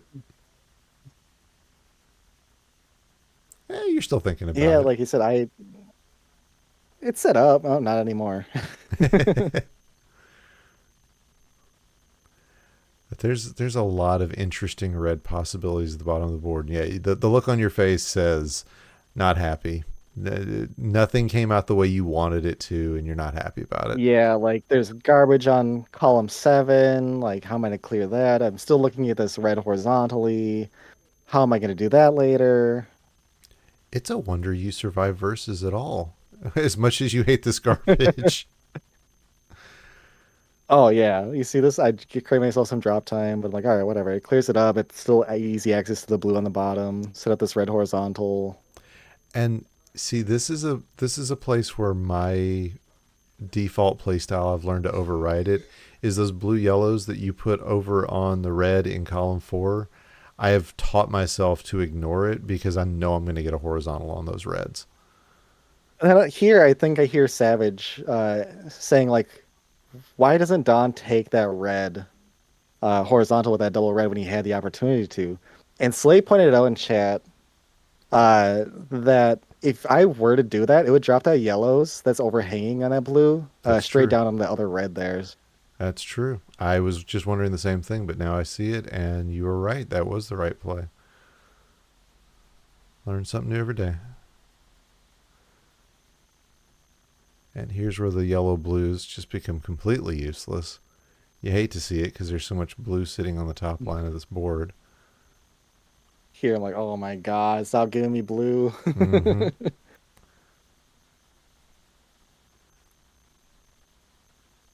Oh, and I see these tripled up yellows, and Slay gets after me because he's like it's like a magnet for me. I can't help myself around tripled up uh, viruses, but it's because I played too much SNES and okay, I said he gets after me. He does. He's razzed me about it once. I should qualify that. It wasn't even like a big negative razz. It was just like, yeah, Ook can't avoid those. And I'm like, yeah, it's true. It's true. I love a triple. Um, it's that whole magpie situation. And okay, is it gonna be okay? I thought maybe you were looking at an L clear on that using that red in 4.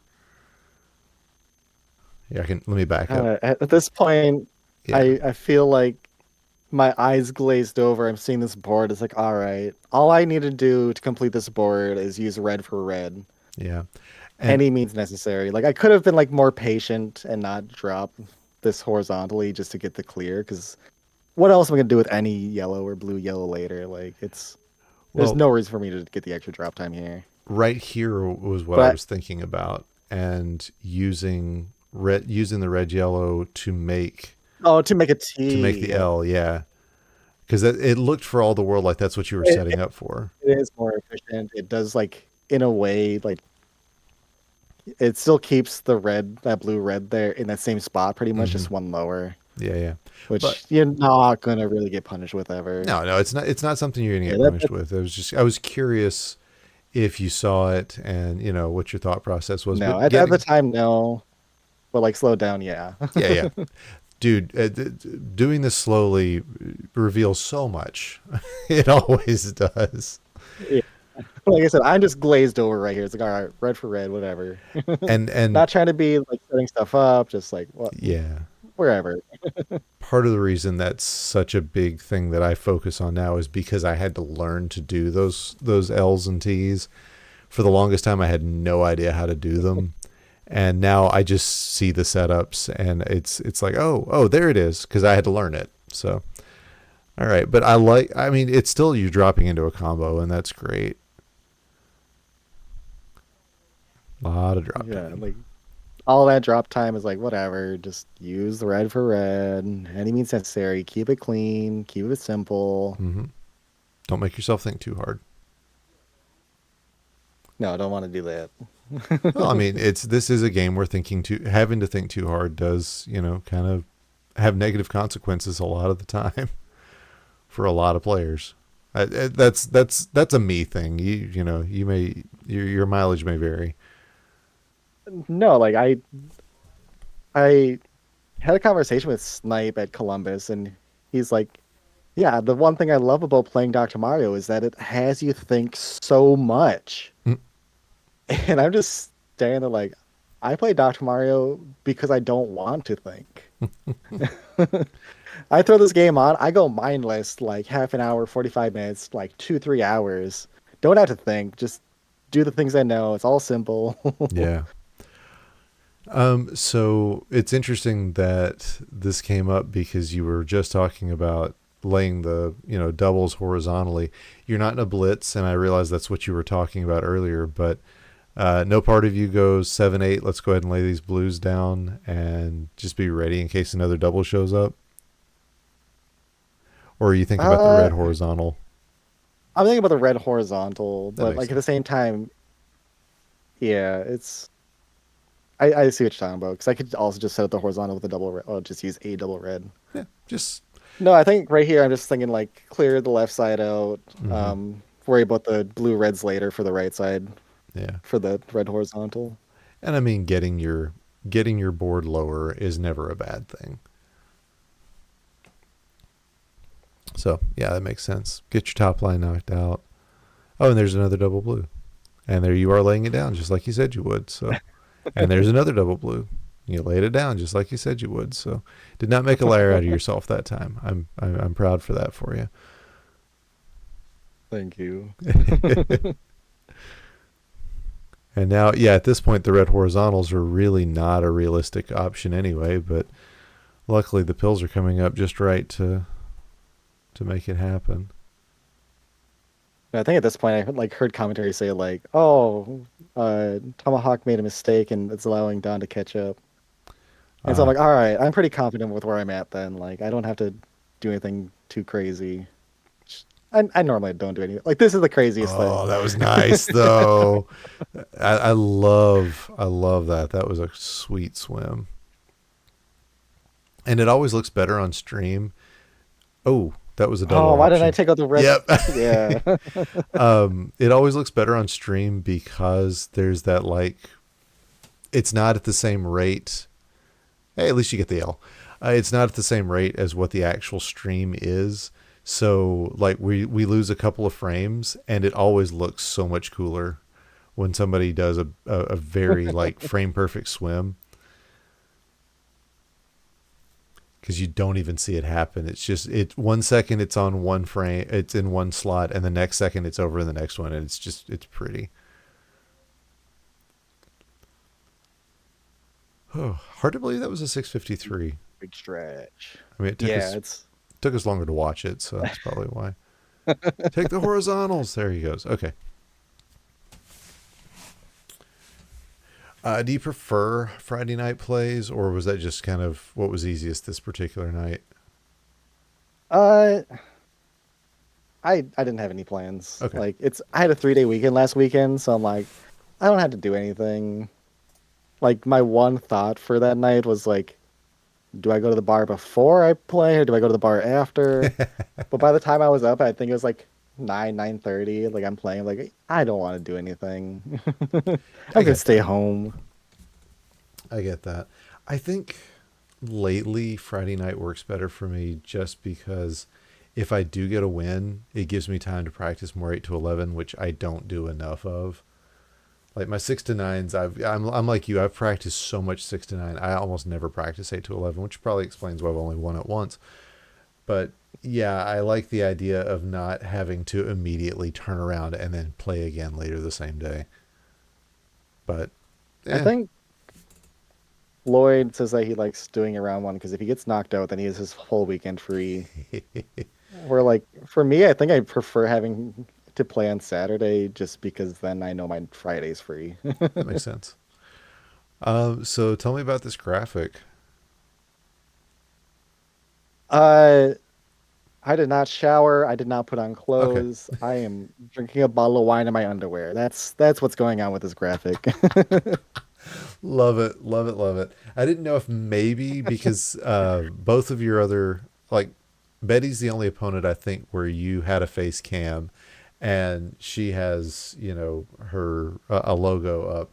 So I didn't know if maybe you were, face camming when there's face cams and not face camming when there's not, but that's fair enough. Nope. I was having an ugly day. Is this original art or is this something I don't recognize?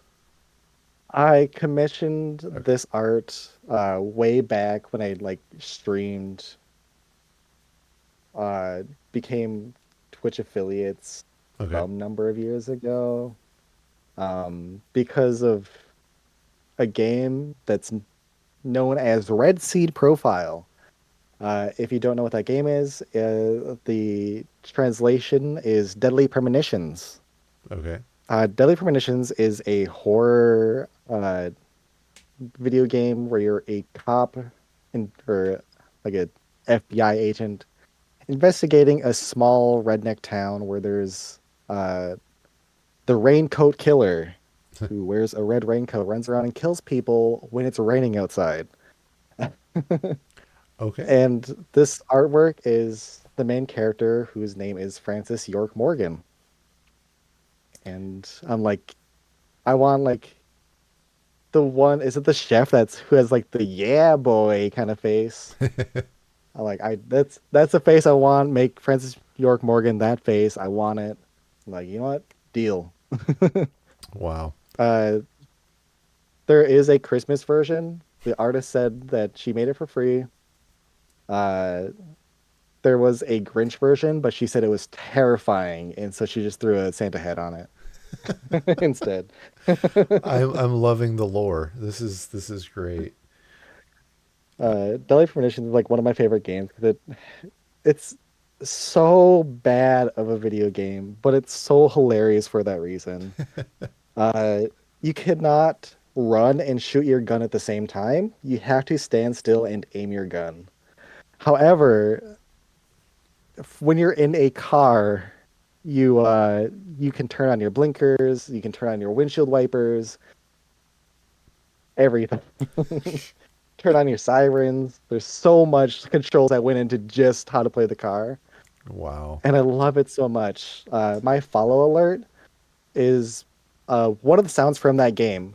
When you get in the car, when you're playing the PC version, the ported PC version, Hmm. if you're wearing headphones, you play the game, you hop into a car, it will just do a non-stop tire squeal, which is like I love that. Oh, Uh, that's great. it's also like my sub alert is like, "Do you feel it, Zach? My coffee warned me about it."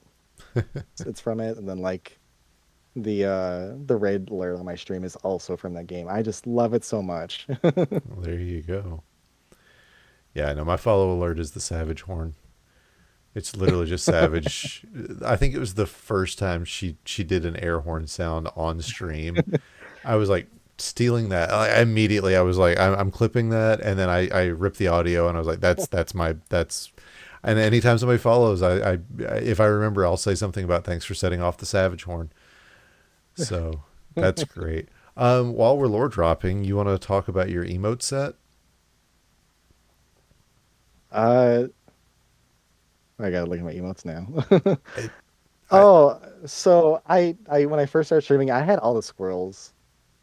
Like I'm like I think my profile picture at the time was the fattest squirrel that I've seen at my parents' house. I took a picture of it, and it was the fattest squirrel because my family would store their food outside on their porch, and yeah. so this one squirrel is stocking up and eating flour, and it got so chonky. Uh, like I love it. I got to use a squirrel. It's my thing. Nice. And uh, so if you notice that one squirrel doesn't look quite right. The reason for that is there's this streamer I follow who's Mad Oblivion, Hmm. who plays Darkest Dungeon, or he used to be a Darkest Dungeon streamer back when that like first came out. It was really popular. And so his emotes was the Shambler from Darkest Dungeon, which is one of the mini bosses in that game. And so I'm like, you know what? What if I collab with him? I'm gonna make a Shambler squirrel. Gotcha. Okay. And then eventually I'm like, what if I get the Shambler, but like it's anime girl? Okay. And that's like all I gave the emote artist to work with.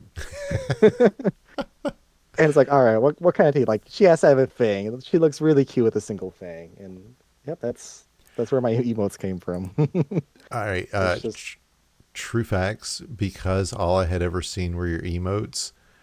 For like the first 3 months you were in the community, I thought you were female. Uh, I got that a lot just because there's yeah. Dawn in my name. Yeah. It's Yeah. like, I oh, mean, Dawn's a girl. yeah. I'm It like, you know what? just it did If people happen. want to say that, it's fine. It doesn't offend me at all. Like, say No. whatever you want. Like, it's it's a little personal in a way. Maybe it's not appropriate, but like, I don't. I'm the type of person where if I make a mistake, don't get mad at me. Correct me if I'm wrong. If I do it again, I don't mean any harm by it. Right. Like, that's just how I've always thought about it. So like if people say I'm a girl, it's fine. If people say I'm a guy, it's fine. Like I know what I am. Yeah. Yeah. I don't Yeah. really care. Like eventually they'll get it to the ones I prefer, but It no, I don't was really care. that was like early on. So yeah, but again, that's because those were the emotes I'd seen, and I saw Dawn. I was like, oh, okay, and yeah, I mean, clearly it's not a one off, but Anyway, that's like I said, I saw that image and we were talking about it on stream, I remember, and now I'm just like, okay, cool. And yes, Slay did put himself into follow jail. I've got a 10-minute timer on my followers just so that he could set off Yeah. the Savage Horn. So, Slay, thank you for setting off the Savage Horn. And yeah, all of the emote talk is going to be funny because this is going to end up on YouTube and they're not going to see the emotes. But all right, round two, Savage. So I don't know if you were still listening to chat or listening to commentary at this point, but you and Savage have Savage has never taken a crown against you. That's the one thing I knew going in. It's I was like, just all right. Like maybe she's psyching herself out because she has not taken a crown from me yet. I don't know what the deal is. Yeah, like, and I fully expected that was going to change, just because it's so hard to sweep anybody anymore. You know, you just never expect a sweep. You always expect the crows to get fed. And for anybody who's not aware, this is the man whose typo created the crows. So, you know, I mean, we gotta chat about the crows. But yeah, I really expected that, and the fact that it didn't happen is still wild because she is such a strong player. But I here don't we know if you are. looked it up after, but I looked up her match history for everybody that she's played all time. Hmm. I think there's only one other person that she's never taken a crown off of. It is two-time world champion Influx. Okay, well there you go. I can say I've taken a crown off of him, but anyway, okay. I'm not used to that either. I'm still having turned a corner in my play. I'm still getting used to not being the number 16 guy. You know, like the worst player who makes gold brackets. I've been that person for so long. It's weird that I'm not 100% that person anymore. But anyway, yeah. So you've got Savage coming up. Let's go ahead and get to your first bill so we can see. Do you hate 8 to 11 as much as everybody else seems to? No, No. not at all. It's just another low block to me. In fact, I think I might hate 6 to 9 the most. Not because it's so like swingy, like some people say, but I think it's because I've practiced so much 6 to 9, and then like I don't know how the emulator stores memory, but I feel like I see the same boards very, very often, 6 to 9, Hmm. to the point where I see like one board, I'm like, all right, I'm gonna make this yellow horizontal, which drop these blues down, and I'm looking at this like red yellow horizontal on the left side, and then like, wait, I know this board. Reset. Well, there's two things about Just that. know it's bad. One is that, excuse me, one is that you have a much better memory for that than I do. Because I remember playing boards and then I'll go back and watch the VOD and you'll be in chat going, I've played this board. Like I've literally seen you say that in the chat on one of my matches, which was funny. But the other is it has nothing to do with how the emulator in particular stores memory. Um, it's once you hit reset, the game has that counter that starts. The only time I think that would affect something is if you were using the Switch and using the special edition of Dr. Mario, the one that starts you on level 20. I had noticed. Yeah. So think of it like that. So when I open up my emulator, it just resets to that same point. Hmm. Where if you're playing on console or some other emulators, when you boot it up, it'll stay at the memory that you left it on when you turned it off. Where Interesting. my emulator seems like it keeps on restarting from the same point. So if I like start the game on the exact same frame every single time, as Hmm. soon as I started my emulator, I will see the exact same boards. And I know Dimwit was talking about it before because I think someone else had that problem, but I never figured it out in this emulator. So like I'll open up my game and I'll hit like the fast forward button, leave Hmm. it on, go to the bathroom, come back, and like, all right, I hope it's a different board this time. Well, there's only so many.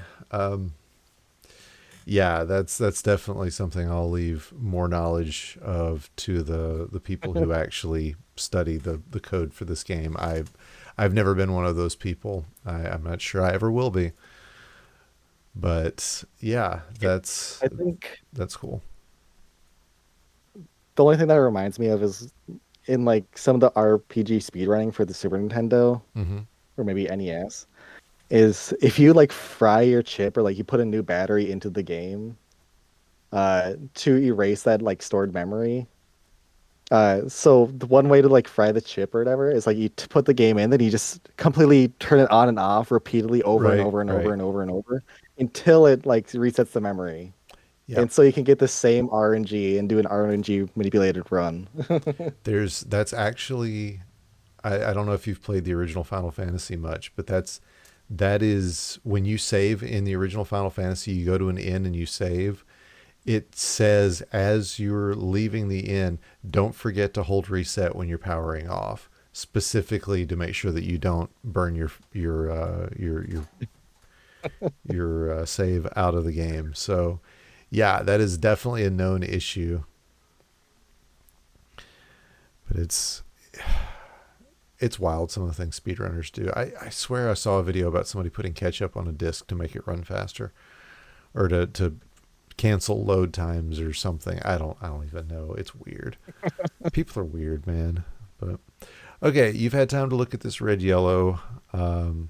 Where you want it? 1, 2, or 3, 4? I'm thinking 3-4. Okay, Just I because agree. it's makes it more simple. Like you can drop it down, it helps like somewhat open up the middle of the board there. But You don't want I to put am it into also six kind of like seven? looking at these yellows horizontally. Yeah. Okay. Yeah, you don't want to do 6 7 all the way underneath. Tuck it in. Make a stupid Mm, tuck play at the beginning of your turn. If anything, 7-8 because it leaves the option later for the 6-7 Oh, or 5-6. no. I'm merely joking. Here we go. Let's see you put it into 3 4. Yeah, of course you did. Ooh, that's interesting. Like how I was saying, like taking the yellows horizontally, you could have made an L with that yellow there with that double yellow. Okay, well back. But I just Oh, chose top down. I Look right there. see. Yeah, I did not see that in real time. That's a smart play. Yeah, okay, yeah. Use the red yellows, and then actually a red blue on top wouldn't matter because it's gonna fall right down to the blues, and then you can start setting up for an L clear with the blues. Wild. All right, but you've built some diversity into the top of your board, and honestly, that is what you want to do. Double red blitz. Oh, and it ends just in time. Interesting. Yeah, the pills that are That coming was are a not. misdraw. Oh, the double yellow was. Yeah, for sure. Well, it gives it to me, I guess, but still creates garbage. Yeah, yeah, yeah. I mean, at this point, you're moving so fast, it's almost hard to keep up. But I like. There you go. The doc always gives you 4 of something when you miss drop, right? Always, never fails. Oh man, that yellow T there too on that run like 5-7 or 5 or 6-7 right there. All right, You get so like 2 pills back. okay, let me back it up. And okay, so you're talking about Well, further.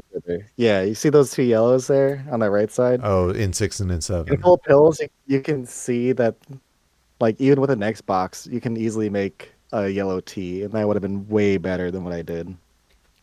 So drop this down and then build the T on the 1 and 7. Gotcha. Yeah, well, Yeah. hindsight's 2020. And yeah, The okay, yellows yeah, are especially yellow. with oh, okay, yeah, no, now I see what you're talking about.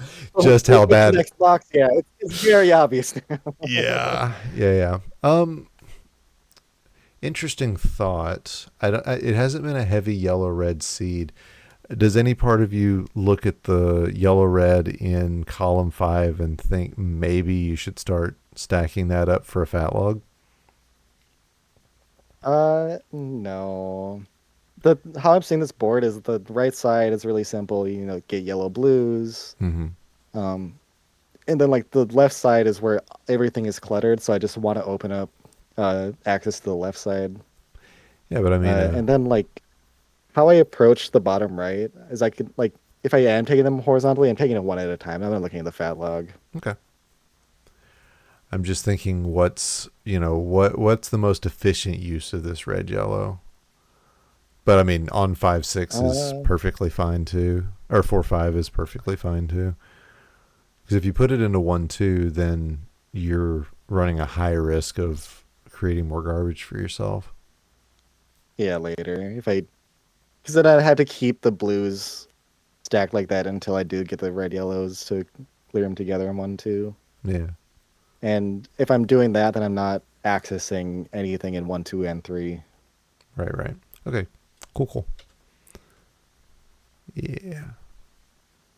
And that's the play.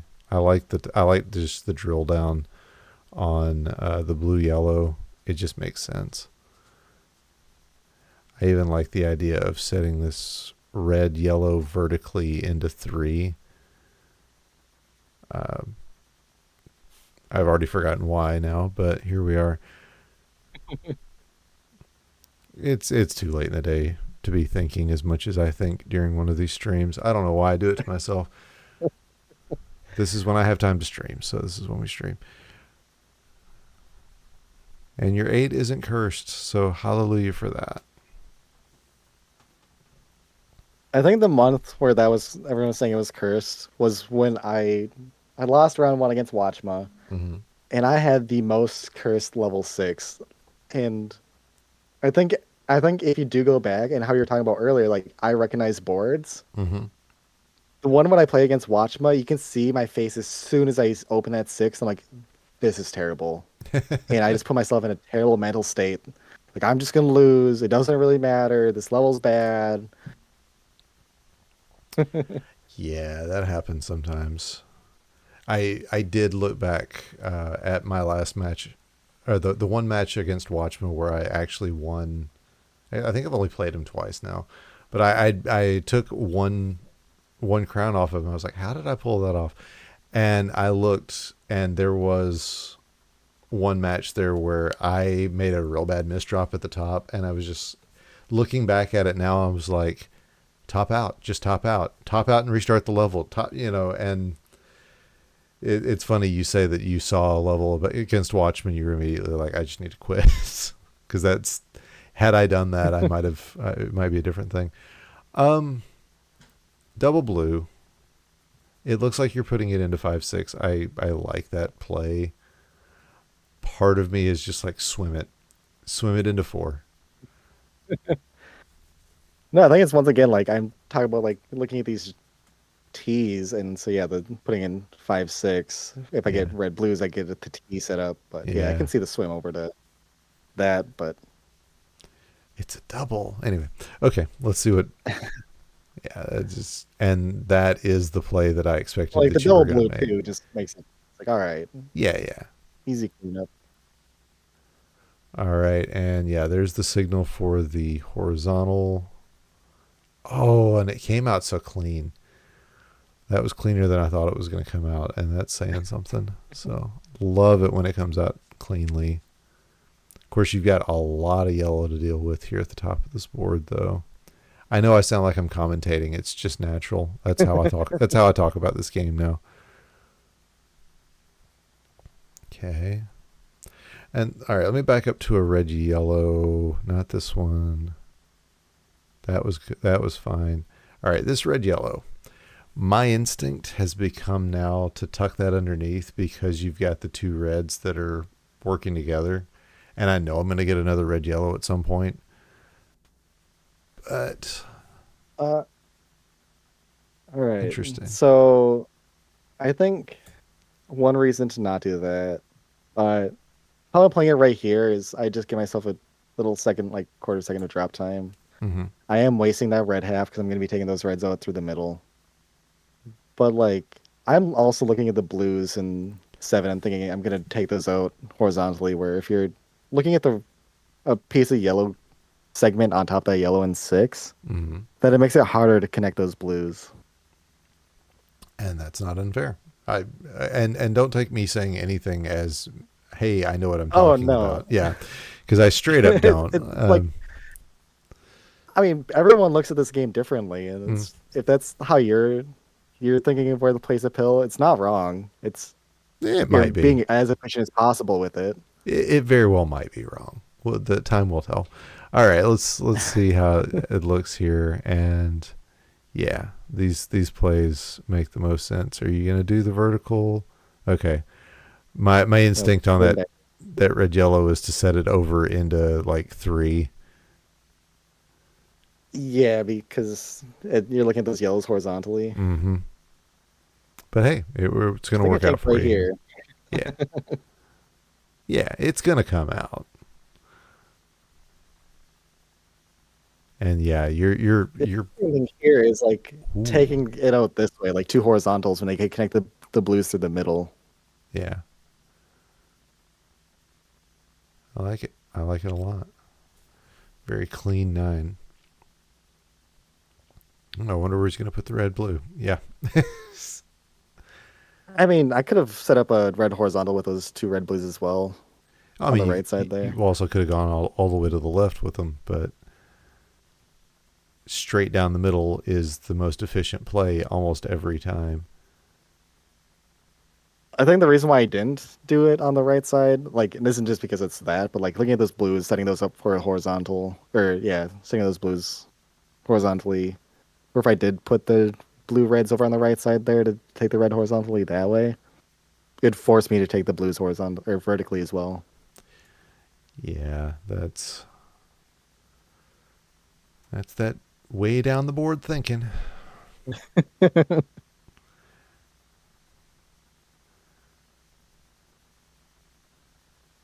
Okay, yeah, you've abandoned any idea of that red in column five going horizontally at this point. I think there were a few times I was like, "Is it going to happen? Is it going to go that way?" And it absolutely was not. All right, I like the plays. You do have a spire in one, but double red exactly what you needed to clear that out. So otherwise, that was going to be some drop time and a half.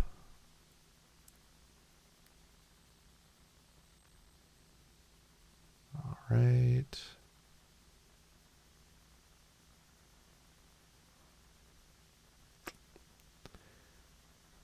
It's reds. It's so many reds. Just red for red, worry about the other stuff later. Yeah, didn't have to worry about a tuck play. But you love it when it works out, right? Okay, yellow blue. Do you set up for the horizontal? I know it's required for a double. I know a double yellow is required to do it efficiently, but do you set up for it? Yeah, because like if you're looking at the other diversity, if you're using blue yellows, you're probably gonna be using blue yellows in 2-3 anyway. So if you set up for the or the T here on the yellows, Yeah, more you're still streaming using the blue. blue yellows the exact same way. Fair enough. You get more out of it. Yeah, and you straight up said I'm taking it. I don't Instead, I care. took it out differently. Yeah, I think I wasn't happy with how I actually played this start of this board because that garbage on one or that garbage on two now. yeah. I'm creating more garbage and was like, all right, well, Oh, but here comes a cross. No, it's just a horizontal. I mean, it works yeah, out. I might have not been happy with that either because I'm looking at it, it's like, oh man, I could have got a yellow horizontal there.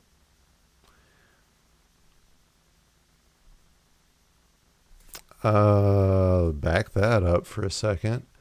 I'm trying to take a Dawn principle here, and the principle to me says lay this pair of yellow, this double yellow straight down Here, you know what? Go back one more pill if you can. to the. Okay, I can go back several more Cool. So pills. once we get that, yeah, once we get to that double red there, Mm-hmm. uh, let's see, right here. Yeah, Where do you put the red in this situation? that's true though.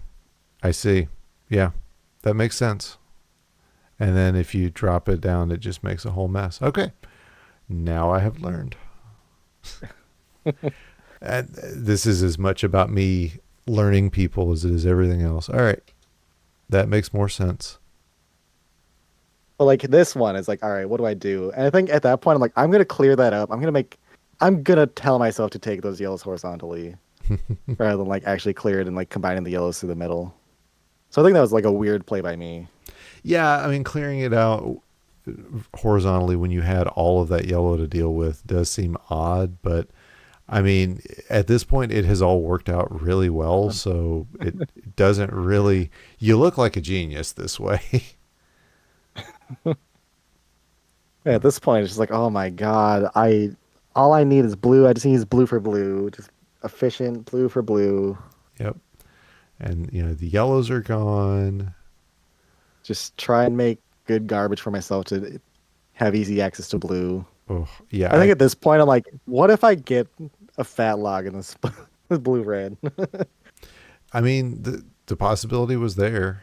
And I think I talked about that. I think I was bringing it up. It was like, it looks like he's setting up for a fat log here.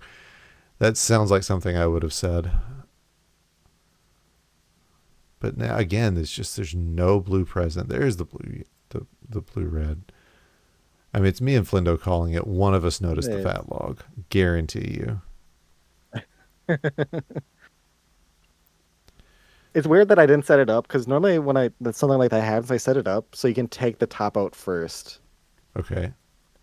So if anything, I got bailed out by getting that blue red.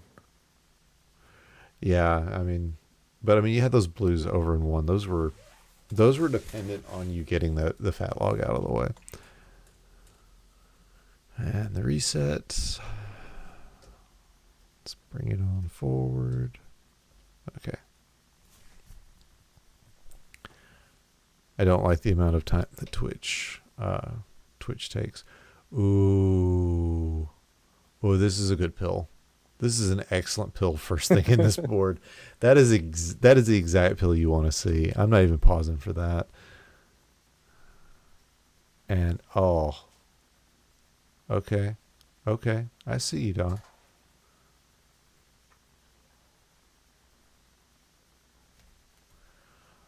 Um yeah, that all makes sense.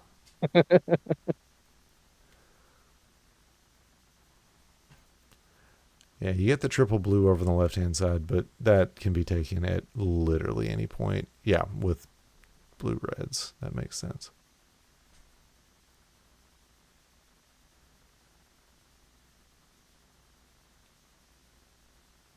All right. A little bit of garbage there overhanging, but Yeah, it's still efficient blue garbage at it's this point. it's barely garbage. It all dropped down on what it needed to.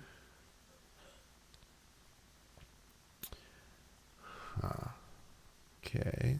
Yeah, one thing I focus on like in my game is priority as well. Like it's not just like being efficient, it's also like priority, opening up the board. Because that's like one thing that also bothers me with like some other people's play is uh putting the wrong priority on things. Mm-hmm. And so you become dependent later on other things. Yeah, that was a big issue in my play a couple of years ago. Like John Nash literally was just constantly on my back about my prioritizations because they were so bad. He was right. I mean, he was 100% right. I was really bad at it, but taking the okay. That blue play is real nice and yeah. Oh, and it drops down. Come on, that couldn't have been 100% planned. That it dropped down perfectly to make the horizontal. You don't tell me that. Tell me that was 100% planned. I might call you a liar. Uh, I'd probably have to see it again, but there's a small possibility that I planned it, but there's also a strong possibility that it just to having to be happy garbage. I mean, yeah, it was perfect. It was too perfect. It was very serendipitous garbage. Just a little happy garbage over here. Yeah, I mean, that's what we need as a Dr. Bob Ross, just emote or something. Yeah, so here's that prioritization again, going for the reds because you've got more of them. Yeah, I was real bad about that for a long time. Very nice, very nice.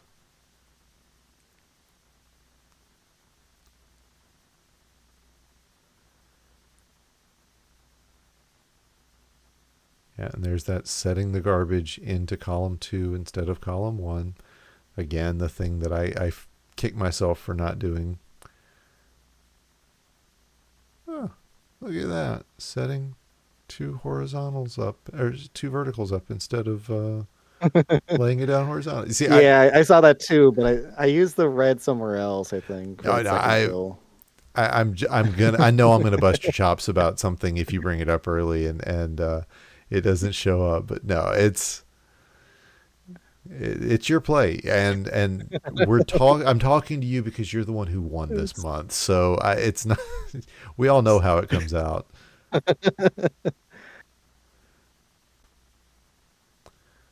Compensating. Uh, I think I was looking at that blue horizontal too. yeah, it really wasn't developing. These reds won't. Oh, that's nice. That's great timing on that red. And then it's just a matter of figuring out how to get these yellows cleared out. Looks like, Horizontally. yeah, that's what I'm saying. Like how to get them to fall horizontally. Oh, but I also messed up too. Yeah. Well, no, you didn't.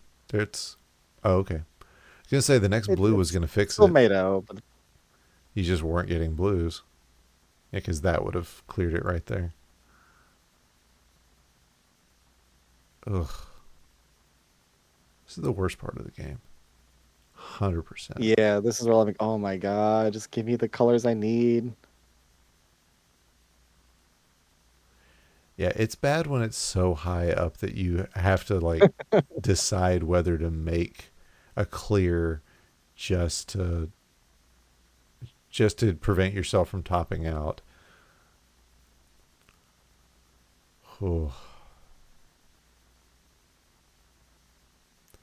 all right. Really, really nice early board. This is the ones you see in your There's a dreams. lot of top down, just easy vertical play. Mm-hmm. Yeah, these are the boards you dream of. And it's not even that double heavy. I think we put too much. I've said this on the other stream. I think we put too much focus on the doubles when like having a use for all of the not double pills is so much better.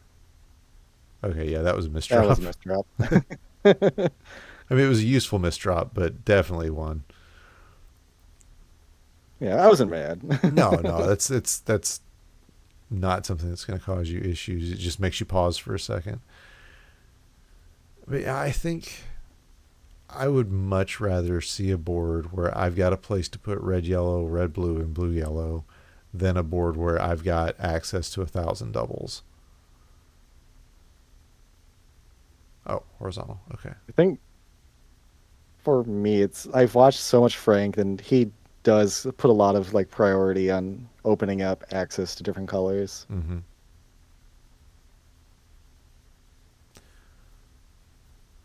Wow. I'm kind of surprised they didn't take that last yellow vertically instead. Why? Chose to uh because if you don't take it out with that first pill, you can get punished and get into Oh, one of those oh, situations where oh. it Okay. just gives Yeah. you I was red blues. I was thinking that. I was like, oh, I'm glad the game didn't punish you. Okay. Yeah, I know what you're talking about, and I thought you meant. But at that point, it was so far ahead that didn't matter. Yeah, I thought you meant you were surprised that you didn't turn the pill vertically to do that last clearance, and I was like, why? What difference does that make? Oh no, that No, no, you're talking about doing it before the red came in. Yeah. yep. Yeah, when you get those But no, 50-50 I plays. don't do that. I put it flat because it's you. If you turn it vertically, I think you have to move it one more to the side, or maybe that's only for the left side. I don't know. I don't know either. That one extra like frame of moving it left or Yeah, right. yeah, yeah. All right, yeah, that second 8 to 11 was incredible. So, definite props on that one. A 637, I mean, it's not Adelito time, but what is anymore? That man has skewed our idea of what fast is. It it was faster than my 6 through 9 time. That is true. It was, in fact, faster. Your second 6 through 9 time. Your first one was a 6:26. So that's still in my head. All right. Match against Packy. You All right, know, semifinal Sundays. yeah. Just like a savage waiting for to play. I'm just drinking a bottle of wine beforehand, just to calm my nerves down. Because I feel like one of the things I do is I get way too much into my head. Like, all right, they're commentating. There's people watching, and I get into my head. I'm like, I think 2 beers equivalent is like my sweet spot for turning off the noise and just playing my game without being too affected by it. I forgot you But were like, one of those. Like you've studied your alcohol intake and how it affects your gameplay. I believe Floyd has done that, and I know DM Hero has. You guys in particular have a sweet spot. It's the term I've heard DM Hero use about exactly how drunk he wants to be able to play this game. Not drunk's not the right word because it's not that much, but yeah, Gridley. Yep, Gridley's also somebody. I don't think it's just alcohol with Gridley, but that's no, no. I think he. you go back there when I was in my prime, and you'll see that I was sipping wine for a lot of the game. There you go. My dad started brewing his own wine at home, Ah, and so I just have so many bottles in my fridge. Like I don't even drink at home that often, mm-hmm. Yeah, but I have a bunch of wine. my father-in-law did the So same, and against Packy, I'm like it's a coin toss against Packy here, yeah, and so I'm like whatever. If I win, it's fine. If I lose, it's fine. But I you. did find it interesting when you guys said that like neither of us has taken like a crown off the other if it wasn't a sweep. Yep, it's 100% sweeps between you two, and that is really interesting when it's not the same person every time. Like you've beaten Savage every time, and it's always been a sweep. You and Packy, I think he's beaten you all but one, well, all but twice now, but it's been a sweep every time. It's such an odd. It's just one of those weird things that you don't notice if you don't check the numbers ahead of time. But yeah, always odd to see stuff like that. There are other players. It's always a split decision, and you never know. Excuse me. Anyway, 10-13, whole new level. Time it has been a sweep. Oop, I not turned the commentary off. There we go. It's like that's not you talking. That's me. What's going on? Oh, oh, is this going vertically in 6? I think so. I mean, I really think so. it could go in 5 too, but I don't think that really matters. I'm trying to think if there's even a way to tee them. Yeah, There's I not. think putting it in 6 allows you to have better blue red usage by placing blue reds in 6 7. Yeah, yeah. I mean, even if you put it in 6, then you've still got a use for a double yellow. Whereas if you put it in 5, you have to use the double yellow on 4. Yeah. Anyway, it's not the most efficient use of a double yellow either, but whatever. Here we go.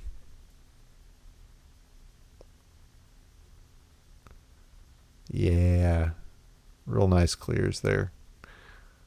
Very versus looking.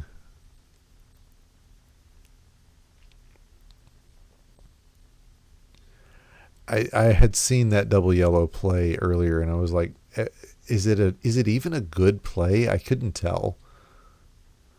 Where you just slide it in horizontally, and I'm still not 100% sure on it, but clearing these Yeah, reds out. there when you drop that yellow garbage down, it's like, all right, no, it wasn't that great. Except maybe it turns out to have been if the right pills come along, and Yeah, if the pills came in different order, I think it's like, all right, I'm taking out those yellows, all of them in like 2 and 3 vertically, and so it's totally fine. yeah, I mean the difference between genius and foolishness in this game is literally one pill difference. Like when the pill comes out. Yeah, you're angling for this blue horizontal. There it is.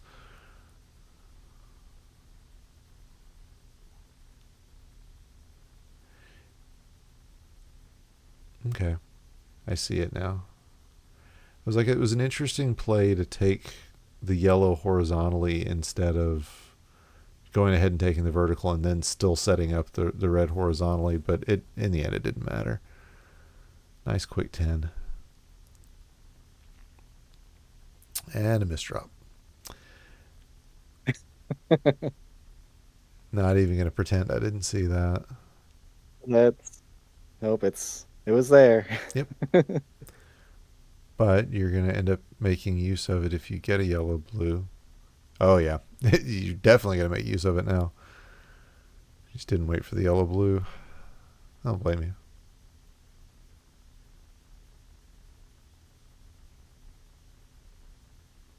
Yeah, Packy was having a rough time with that 10.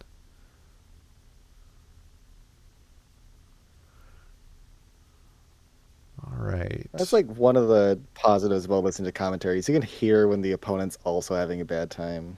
Yeah. That's part of why I watch you watch their stream is I can, I get a better idea of if I'm ahead, if I'm behind. With commentary, that little bit of delay, it's too much. I'll know if they And were so ahead or like behind 10 seconds ago. with or without commentary too, like I look over at my opponent's stream or at the restream between levels. Mm-hmm.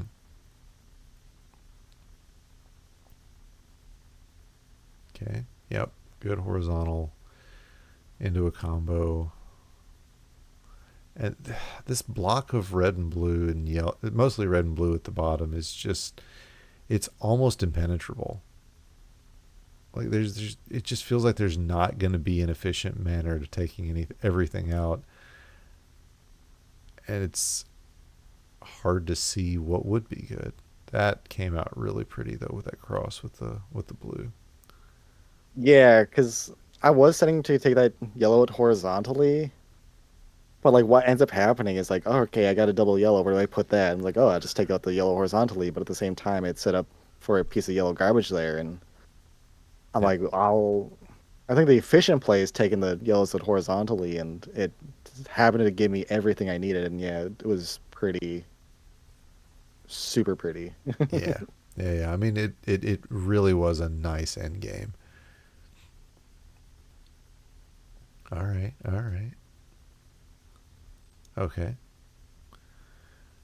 Yeah. So the horizontals in that column. There they go. Okay, I was like, it's got to be a thing, right? You see all these horizontals, and you're like you got to make them happen. All right, nice big chunk out there.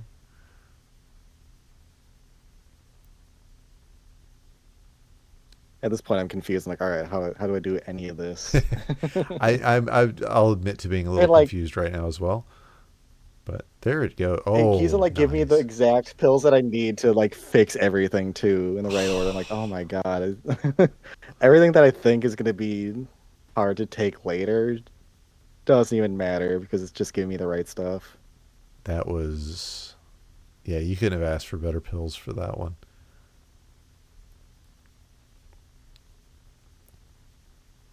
Yep. There's the and setting it for the horizontal. Only thing to be better right now is a red yellow so that when you lay it down, okay, with the blue yellow, that's good too. Just say so you could lay it down and get it dropped down perfectly. Right there, I tilted my head because I'm like, I could have taken those reds out horizontally all the way across the bottom there, but instead I like cleared it early. That's such a long Like I play. still can combine the blues Yeah. or combine the reds by desandwiching. I'm I'm not nearly as good at desandwiching as I think I ought to be at this point. Ooh, that's a lot of options for a yellow blue. And really heads up play setting up for a horizontal there. That's not something that lends itself as an obvious play, and you really nailed it. I think it's just getting better at creating good garbage for yourself. Like if you're forcing garbage on yourself, might as well make it good. Yeah, I could see that. Okay. Yeah, this level's making up for the really good RNG on the last level. But we got a little left. There it goes. It's not bad RNG. It's just not miracle RNG like that last level. Like that was, I don't know. I don't know what you did to deserve that, but you certainly you did something. There we go. All right, all right. And yeah. Just take the horizontal because it clears two for the price of one. Mm-hmm. One piece of garbage. Yeah. There's the play. Yeah, and that yellow is just going to be the last thing unless there's a double come up.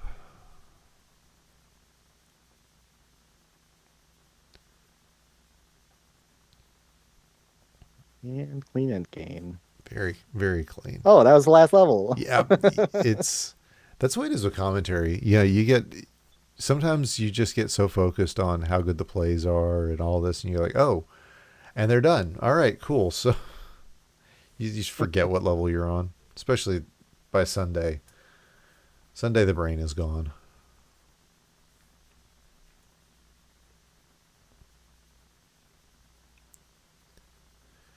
Do you prefer the best of three or best of three or best of five? I I think I like the best of five more just because it is like more gameplay to watch. Okay. But it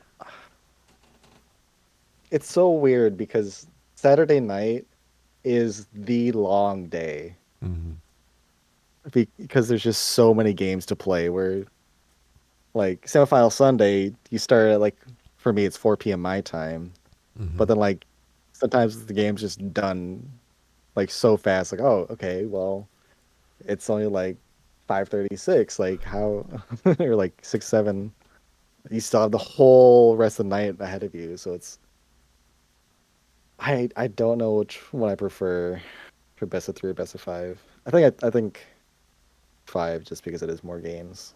Gotcha. I like Feed the it mentally. crows. I like it mentally because I have a tendency to fall behind.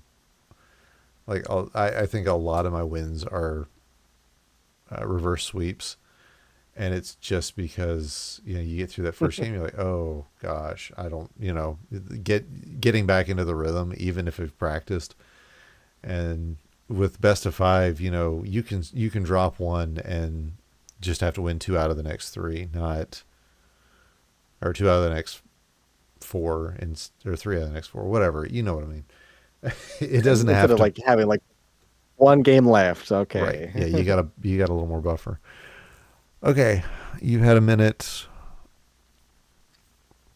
I see an interesting play, and I don't know if it's the right one. Is it a red horizontal? It is a red horizontal, and it is tucked into 4 5. I think that's either exactly where it goes or it's getting tucked down into 6 7 or 5 6. Yeah, I see that too. If it's SNES, I think you can even wiggle it around and get it into 6 7 and take that as a horizontal immediately. Don't know why you would do that, but it is a thing. Yeah, I like the 4 5 play just because it gives you an option to use a double red, a red blue, or a red yellow. But we'll see. We'll see what the right play is. It doesn't allow I you to think use there I it. kind of beat myself up because I'm like, oh man, I couldn't take the yellows out horizontally there. Yeah, it still doesn't. Oh, real nice. I was gonna say it doesn't give you any use for a double yellow. And you do take those reds out just later. Oh, good RNG so far. Not a lot of red to work with, so we'll see if it's turns out to be an issue at all.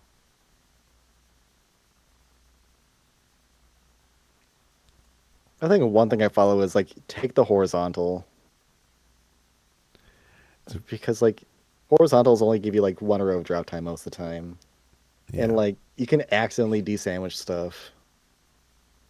Like if you're not actively looking to desandwich, if you horizontal, you're gonna naturally desandwich somewhere. yeah, that's true.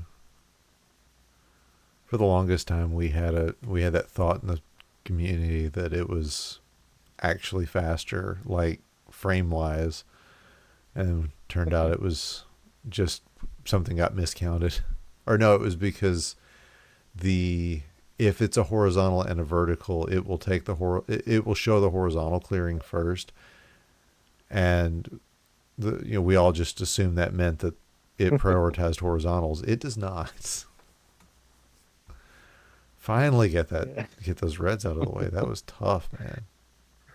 So right there, I put that double blue there in the hopes that like I'm gonna take those blues out horizontally. I did not actually see that horizontal, which means I have to use even more blue to finish it out. Yeah, I wasn't gonna say anything.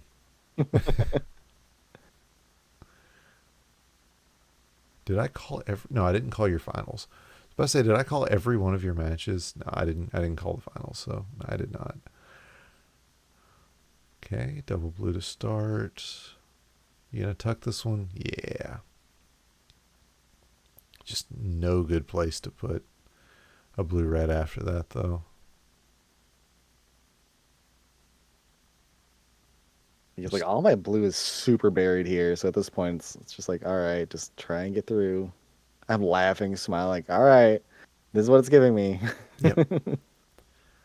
I mean, this is the game. This is how the game goes. All right. Yeah. Get rid of that garbage. That's not even garbage. It was a blue down there. But even that, man, just nothing to do with blue for so long. Nope, it's the red show. Mm-hmm.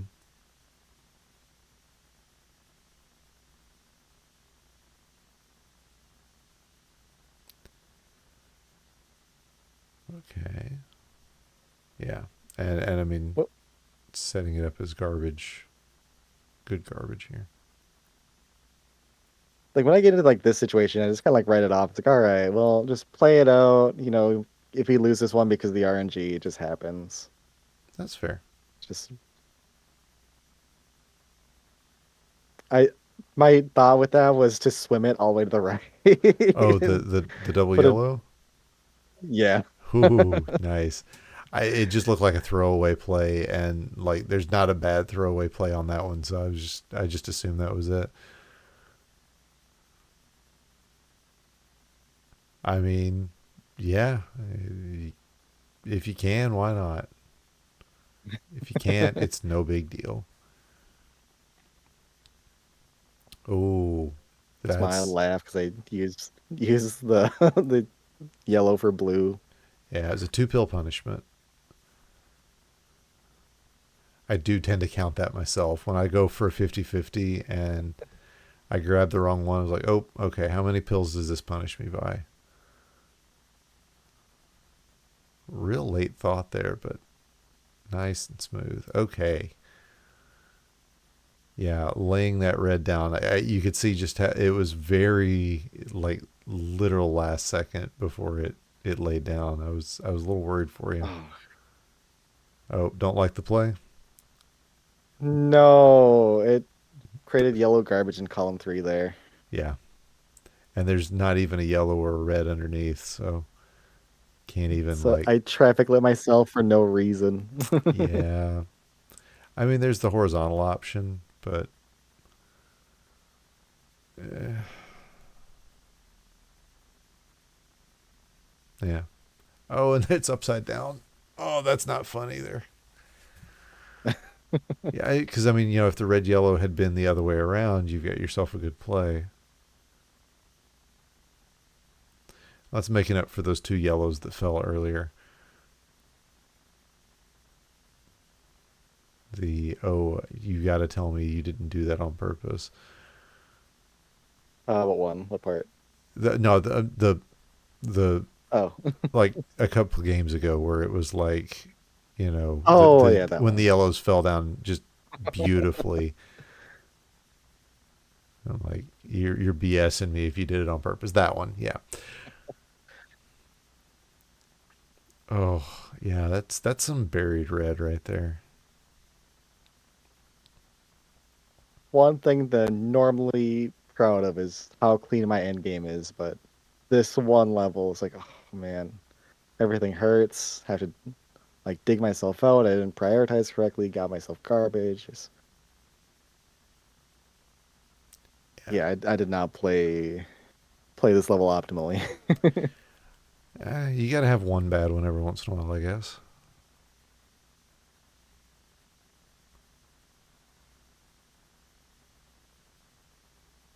Phew, it's red.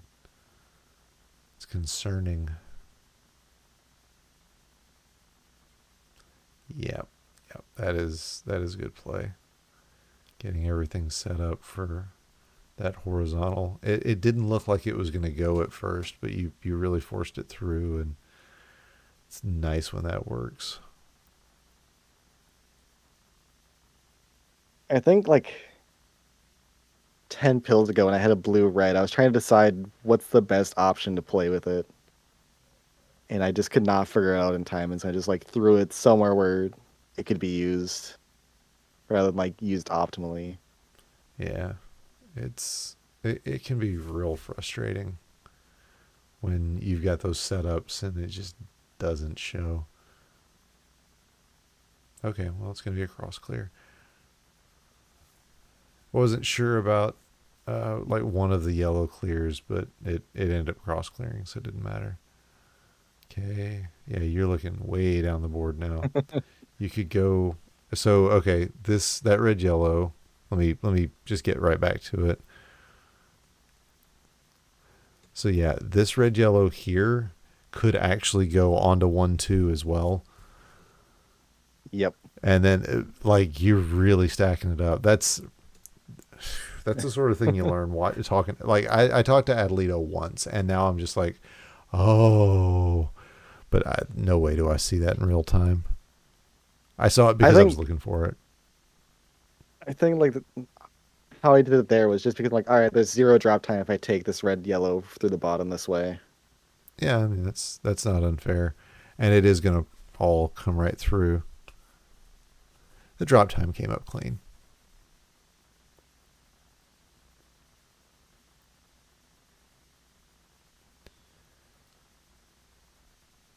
Okay, yeah. Now it's all horizontals. Like there is no other way. Well, I guess there is because you're gonna find it. It's right there. Yeah, not using the red as efficiently. But it. I think I saw that after. Well, I mean, it came out. It came out well though, because you ended up putting it on top of the blue, and the blue wasn't going to come out any other or quite as well that any other way. So I think it's very reasonable the way it came out. That's right. You emptied the bottle. Had to go get another one. And I remember seeing that in chat going, I don't know if he's joking or not because I hadn't noticed taking a drink. I was like, oh no, he's serious. He had to go get another bottle. All right, here we go. Oh, oh yeah, you hadn't started your timer. I forgot about that. Yeah. Yeah, luckily Dave's I all I over don't know that. why I didn't. Because like It's not even like pre. it's not the opposite hand. It's Yeah. I maybe I missed a button. Maybe hit shift instead of or shift. Maybe hit like zero instead of one. I don't know. Uh, yeah. Mine is the enter key right here, like on my left side. It's not the most efficient setup. In fact, I was thinking the other day, I really should have turned my entire studio the other way because I'm left-handed, and well, that doesn't actually matter because I use the mouse with the right hand and my mouse is over on my left. It's terrible, but I've got stuff screwed into the wall, so I can't change it now. Anyway, yeah, so my enter key is mine. It's just right there hanging off the end of the bookshelf that I use for my computer. Okay, blue yellow. 2 3 or 6 7, does it matter? Uh, I think I prefer opening up the right side more. Okay. It just looks like there's a lot more easier access to things on the right, where I think if you look at those red yellows in one and two, Yeah.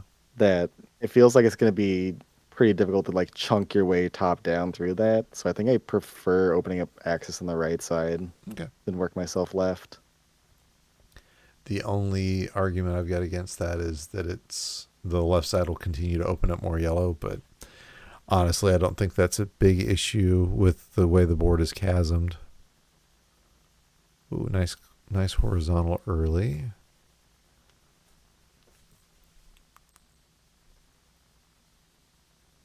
Interesting choice of using the yellow as garbage.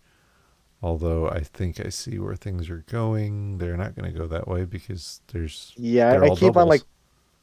I was looking at all the like man, I need a red horizontal over here, and I just could not figure out how to do it. Like right there, I think I could have made a yellow T too, but I'm like I have no idea what I need or what's happening. I'm just gonna keep pressing down until something works. Yeah, and with everything set up in doubles, I think it's a lot harder to get that to happen. Like it's a good speed board, but it's a very specific pill set speed board. I mean, this is the first double red you've gotten, and you needed about four of them.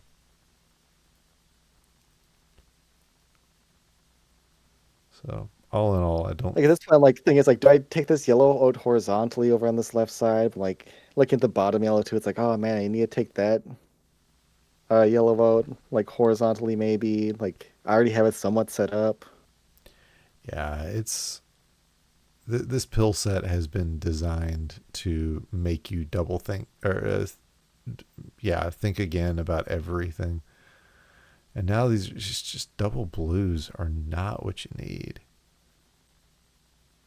Then yeah, like I was looking, it's like, oh man, if I start using the blues, the blue will go out in a weird way. And now you're It's like having to take the everything cat just out. kept on working out at the end there. I'm like, all right, I didn't mean for any of this to happen, but it worked out this way, and it was super clean. Yeah, yeah, that T clear on the blues was very fortuitous for you.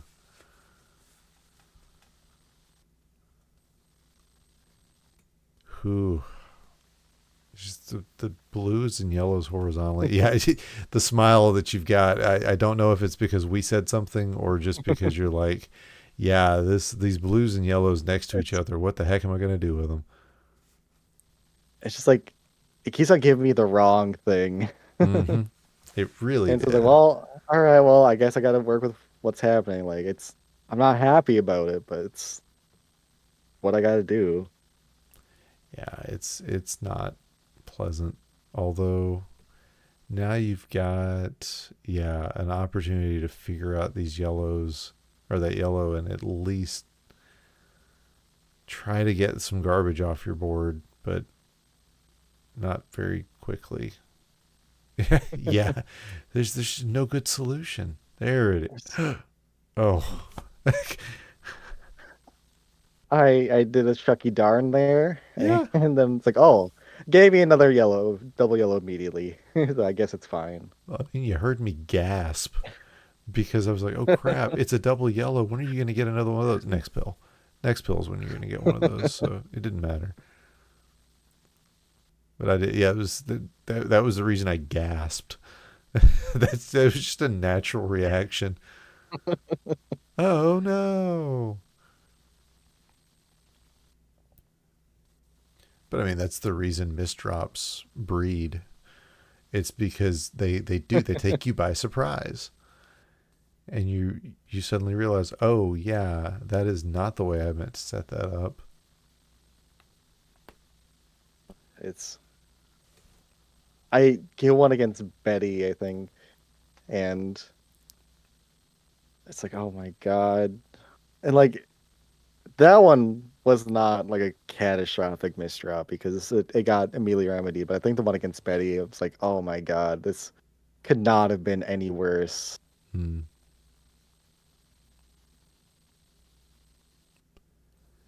Yeah, with a double blue or double Weird that I red, didn't set that up for the T.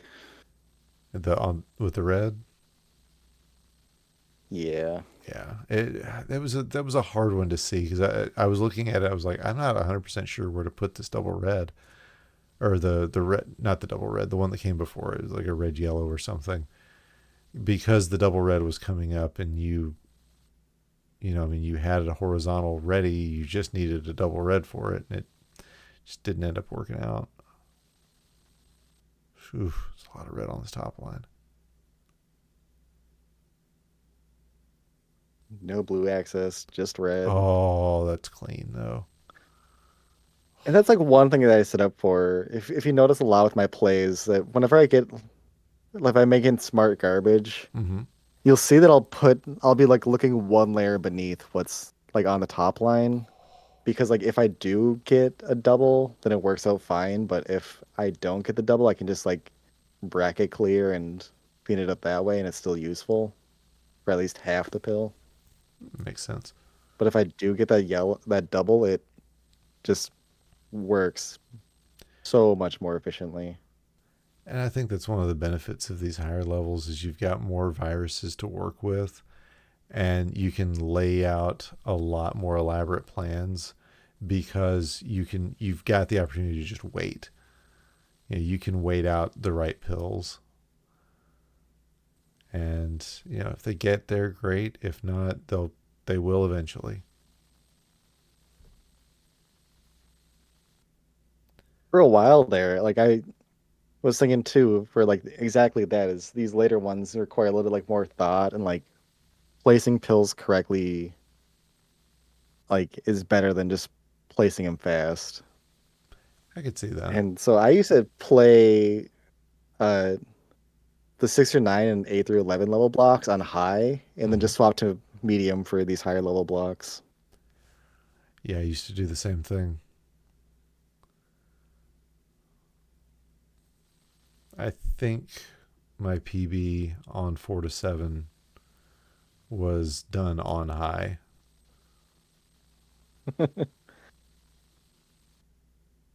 Well, it was the hot time up until like last year when, or a year before when Luke broke it. But yeah, it was a year before last. But that was because I I still felt, find it crazy how Arco got such a hot time on 6 to 9 on like one of his first like months in. yeah, especially, I mean, he had been a silver player for like the previous month or something. It was something else.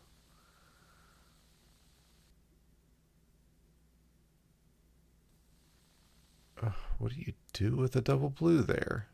I mean, you could tuck it into, yeah. Okay, there it is. I was like, you could tuck it into seven, a 6/7 and make an L clear, I guess. Of course you did. You know, I think you said the exact same thing on commentary. He's like, what do you do with the double blue? Yeah, it doesn't surprise me. That's the best part about the last run is I didn't do commentary on it, so I quite legitimately will not say the same thing. One of the things I was looking at there was combining the blues all the way across the bottom from like column 2 to column 8.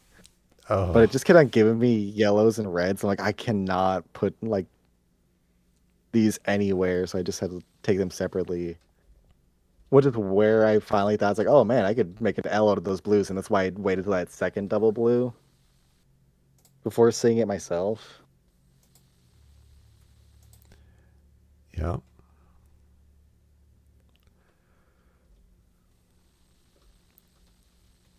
man. You guys got. Oh, I remember Dave didn't swap it over from this screen until they were well into commentary. There we go. Yeah, but it was a couple seconds in. Yeah, yeah. Um, so This was your third. This is your third finals,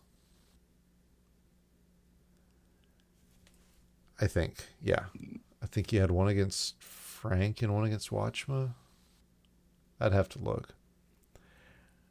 It was Adelito and blocks. Okay, there you go. See, I looked it up earlier and I've already forgotten. So, I mean, how are you feeling here? Is this, are you still loose? You still feel like, just play the game and if it's another runner up, it's another runner up. By golly, it's a good one. Or do the nerves really start taking over here? Uh, I think I was more relieved that it wasn't against Floyd. Like Betty's times were insane this whole weekend, and like I don't know what she changed in her gameplay, what happened. If she was the tornado that was going through her town that day, I. You just had to be in it. But yeah, I was more confident to play against Betty than I would have Floyd. I, But at this point, I'm like a, almost a bottle of wine in, so I'm just feeling good against whoever I'm playing. yeah, and I don't think anybody's gonna be saying that about Betty anytime soon again because holy crap, she really, really showed up. And it's funny on Monday in my stream, I was like, I, I'd already contacted you about doing this tonight, and I told her, hey, do you want to talk about this one or do you want to wait because I'm trying to get through most of the community before I, you know, bring a guest on again. And I was like, do you want to wait till you win one? And she didn't seem like she was really like thinking she was going to win one, but I think that's crazy talk. Betty is definitely moving forward towards that. Um, is there one game in particular you want to talk about? Because we're running close to my actual limit. I mean, we could talk about more, but I'm assuming the one you uh, lost isn't it.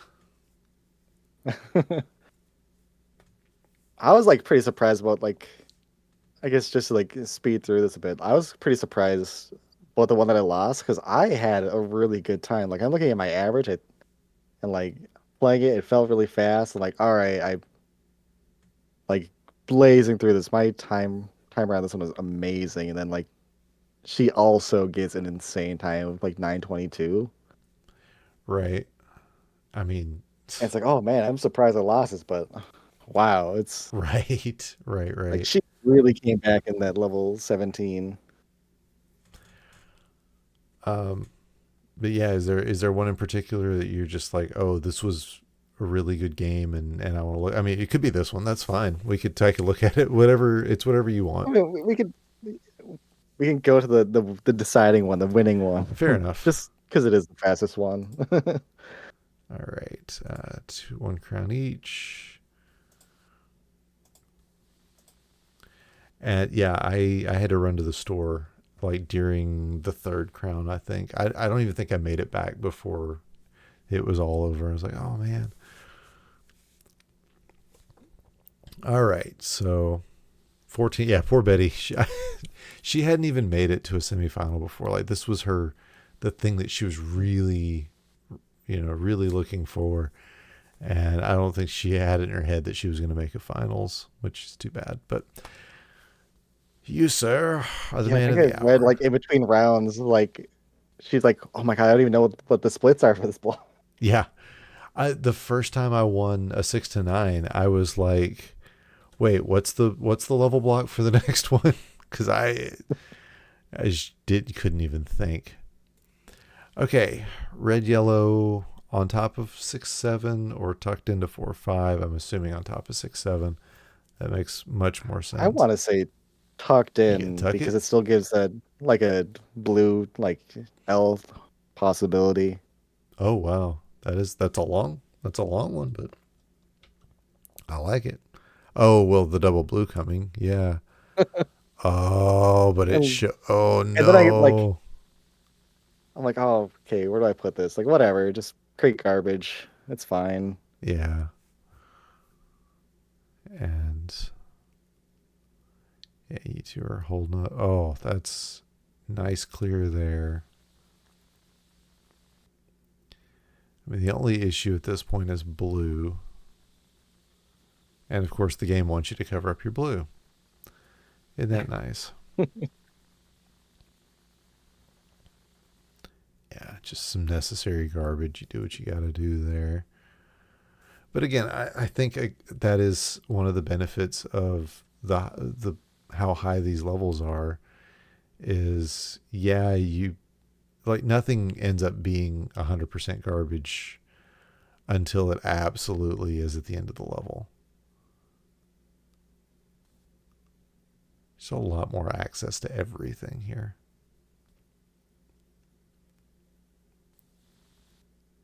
Like I'm still looking at like those reds horizontally on the right side. Yeah, I But then like see. I cut myself off here. I'm like, oh my God. Yeah, So I'm this. just like working my way for the left side at this point. Yeah, you get a double. If you get a double red here. Oh, okay. But I cut myself off. Yeah. Well, now it's not cut off. Now you're kind of you're committing. And I cut myself off from the red horizontal on the bottom. Yeah. Well, I mean, not necessarily. Yeah. Okay, you did. You're right. Well, I was like, well, yeah, I mean, you could still get it. There's still three spaces, but no, there's really not. Not with the amount of work it takes to get there. Ooh. Yeah. The blue is just do with it what you must, I guess. But I like that play of going ahead and making access to blue. I mean, it didn't end up mattering because you built up so much extra access, but you get the tuck. There's the triple. Oh, and now it's not a lot of access to now, no access to red. Ooh, it's a very color stacked board. Yeah, Oh no, a lot of horizontals. And that surprised me. Shake my head like I'm so mad. Like it's how do I deal with this easily? And I think at this point, like, you know what? It's gonna be one of the last things I deal with. I don't actually have to like do anything special to like clear it out. right? I mean, even let me back it up one. I can't just back it up one pill. No, not this one. I think if you take this red blue and tuck it up blue up over in column one, you know, you I guess limit your Yeah, it would drop yellow. It would drop the yellow fragment on top of the blue yeah, to that's two, that's and true because you can't not do that. It's okay. it's like Stupid so. idea The for me. problem with how I have it right now is that I need a double blue to take it out easily. Mm-hmm. Yeah, unless you're willing to try to take that yellow piece out horizontally, and heaven knows you don't want to do that. Not that high up, No. not in that crater. All right. So yeah, and see that's the sort of mistake that keeps me out of higher levels in this tournament because I 100% would have done that and not realized until much later how bad of an idea it was, if ever, honestly.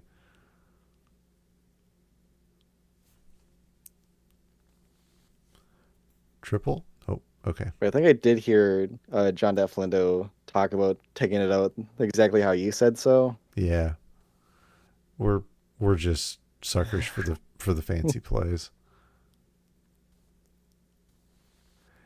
especially because that the way you've got it set up now is such a lower risk play. It makes so much more sense. And again, it's one of those things that will hamper players. Like it's hampering me now, is that I go for higher risk plays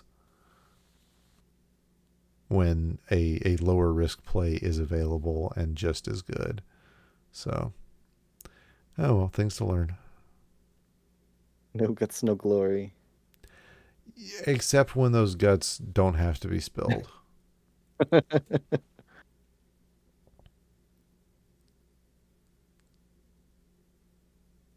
Okay. Yeah. Oh, you poor. Oh, there it is. Okay, I was like, you poor thing. It nothing came up the way you needed it to, and then no, the It, stack on top. It was there. I even tilted my head like, ooh, yep, this works. This works. Yeah, it's it's interesting what becomes obvious and when it does so. Like there, I'm like tilting my head, it's like, oh man, I guess I can take this yellow horizontally, maybe. Yeah, and it starts showing up. You're gonna have to force it. I think. Nope, you're not, because that's perfect right there.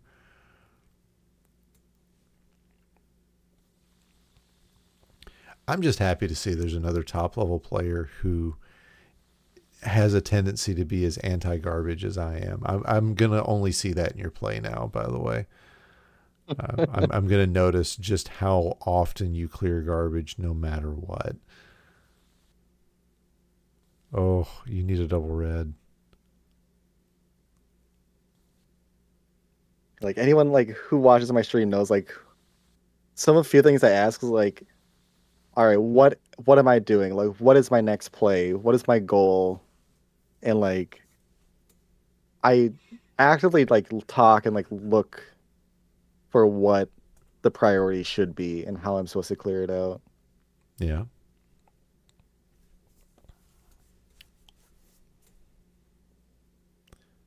Oof. Okay. Oh, dude, that is high up and terrifying. It's medium. That's true. I don't know if you'd heard me talking about Louisville. It was when I was talking to Dave Smith. You know, we ran the first couple of parts of the bracket on medium because it was a double elimination in Louisville this year, and I just had to keep reminding myself we were playing on medium because I would avoid plays because I'm used to playing versus on high and go, oh, wait, I can make that play because we're playing on medium. Just had to keep telling myself that. Oh, it's going to stack up right. It is going to stack up right. There's what you needed. Oh, for some reason I had it in my head that those blues underneath were going to get cleared too. I don't know why I had that in my head.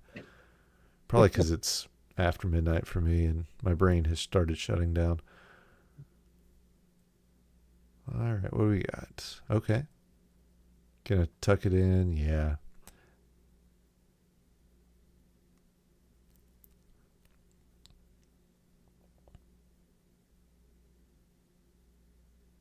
thought for a second you were going to use that double blue to just clear out the blues, regardless of the fact that you had a log set up. Just take the ones on the right and then take the ones on the left separately.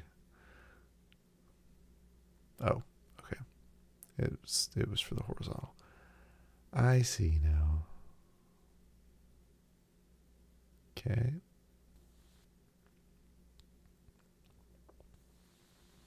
So opening a blue access. Yeah. Yeah, this is a nice and clean end game.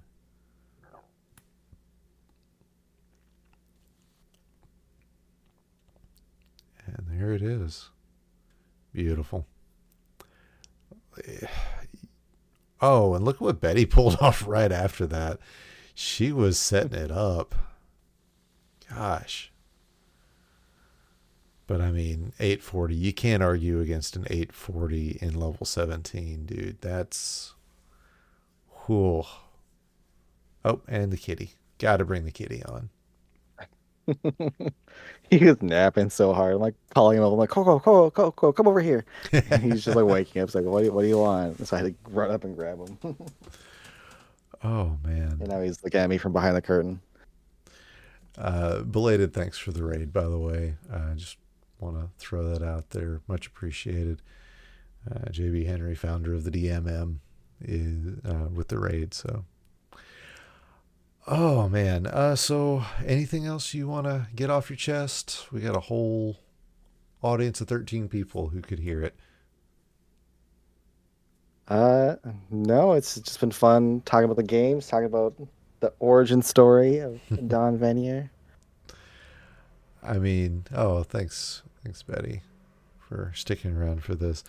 Um, yeah, I gotta say, it's been really fun watching your rise from somebody who made it into a silver bracket in the first year all the way up to now taking your first tournament win. It's just been a lot of fun. Um, but yeah, I appreciate you coming on. And if you're not already, thanks for the shout out. Give Don a follow. Definitely somebody to keep your eyes on if you want to watch some great play. And thank you for watching this stream. If you are on Twitch, check it out on YouTube and Spotify. If you're on YouTube, check it out on Twitch and Spotify. And if you're listening on Spotify, hi. I do this on video too. So, again, thank you, Don, for spending some time with us. And to everybody watching, until next time, as always, be good, be safe, be happy.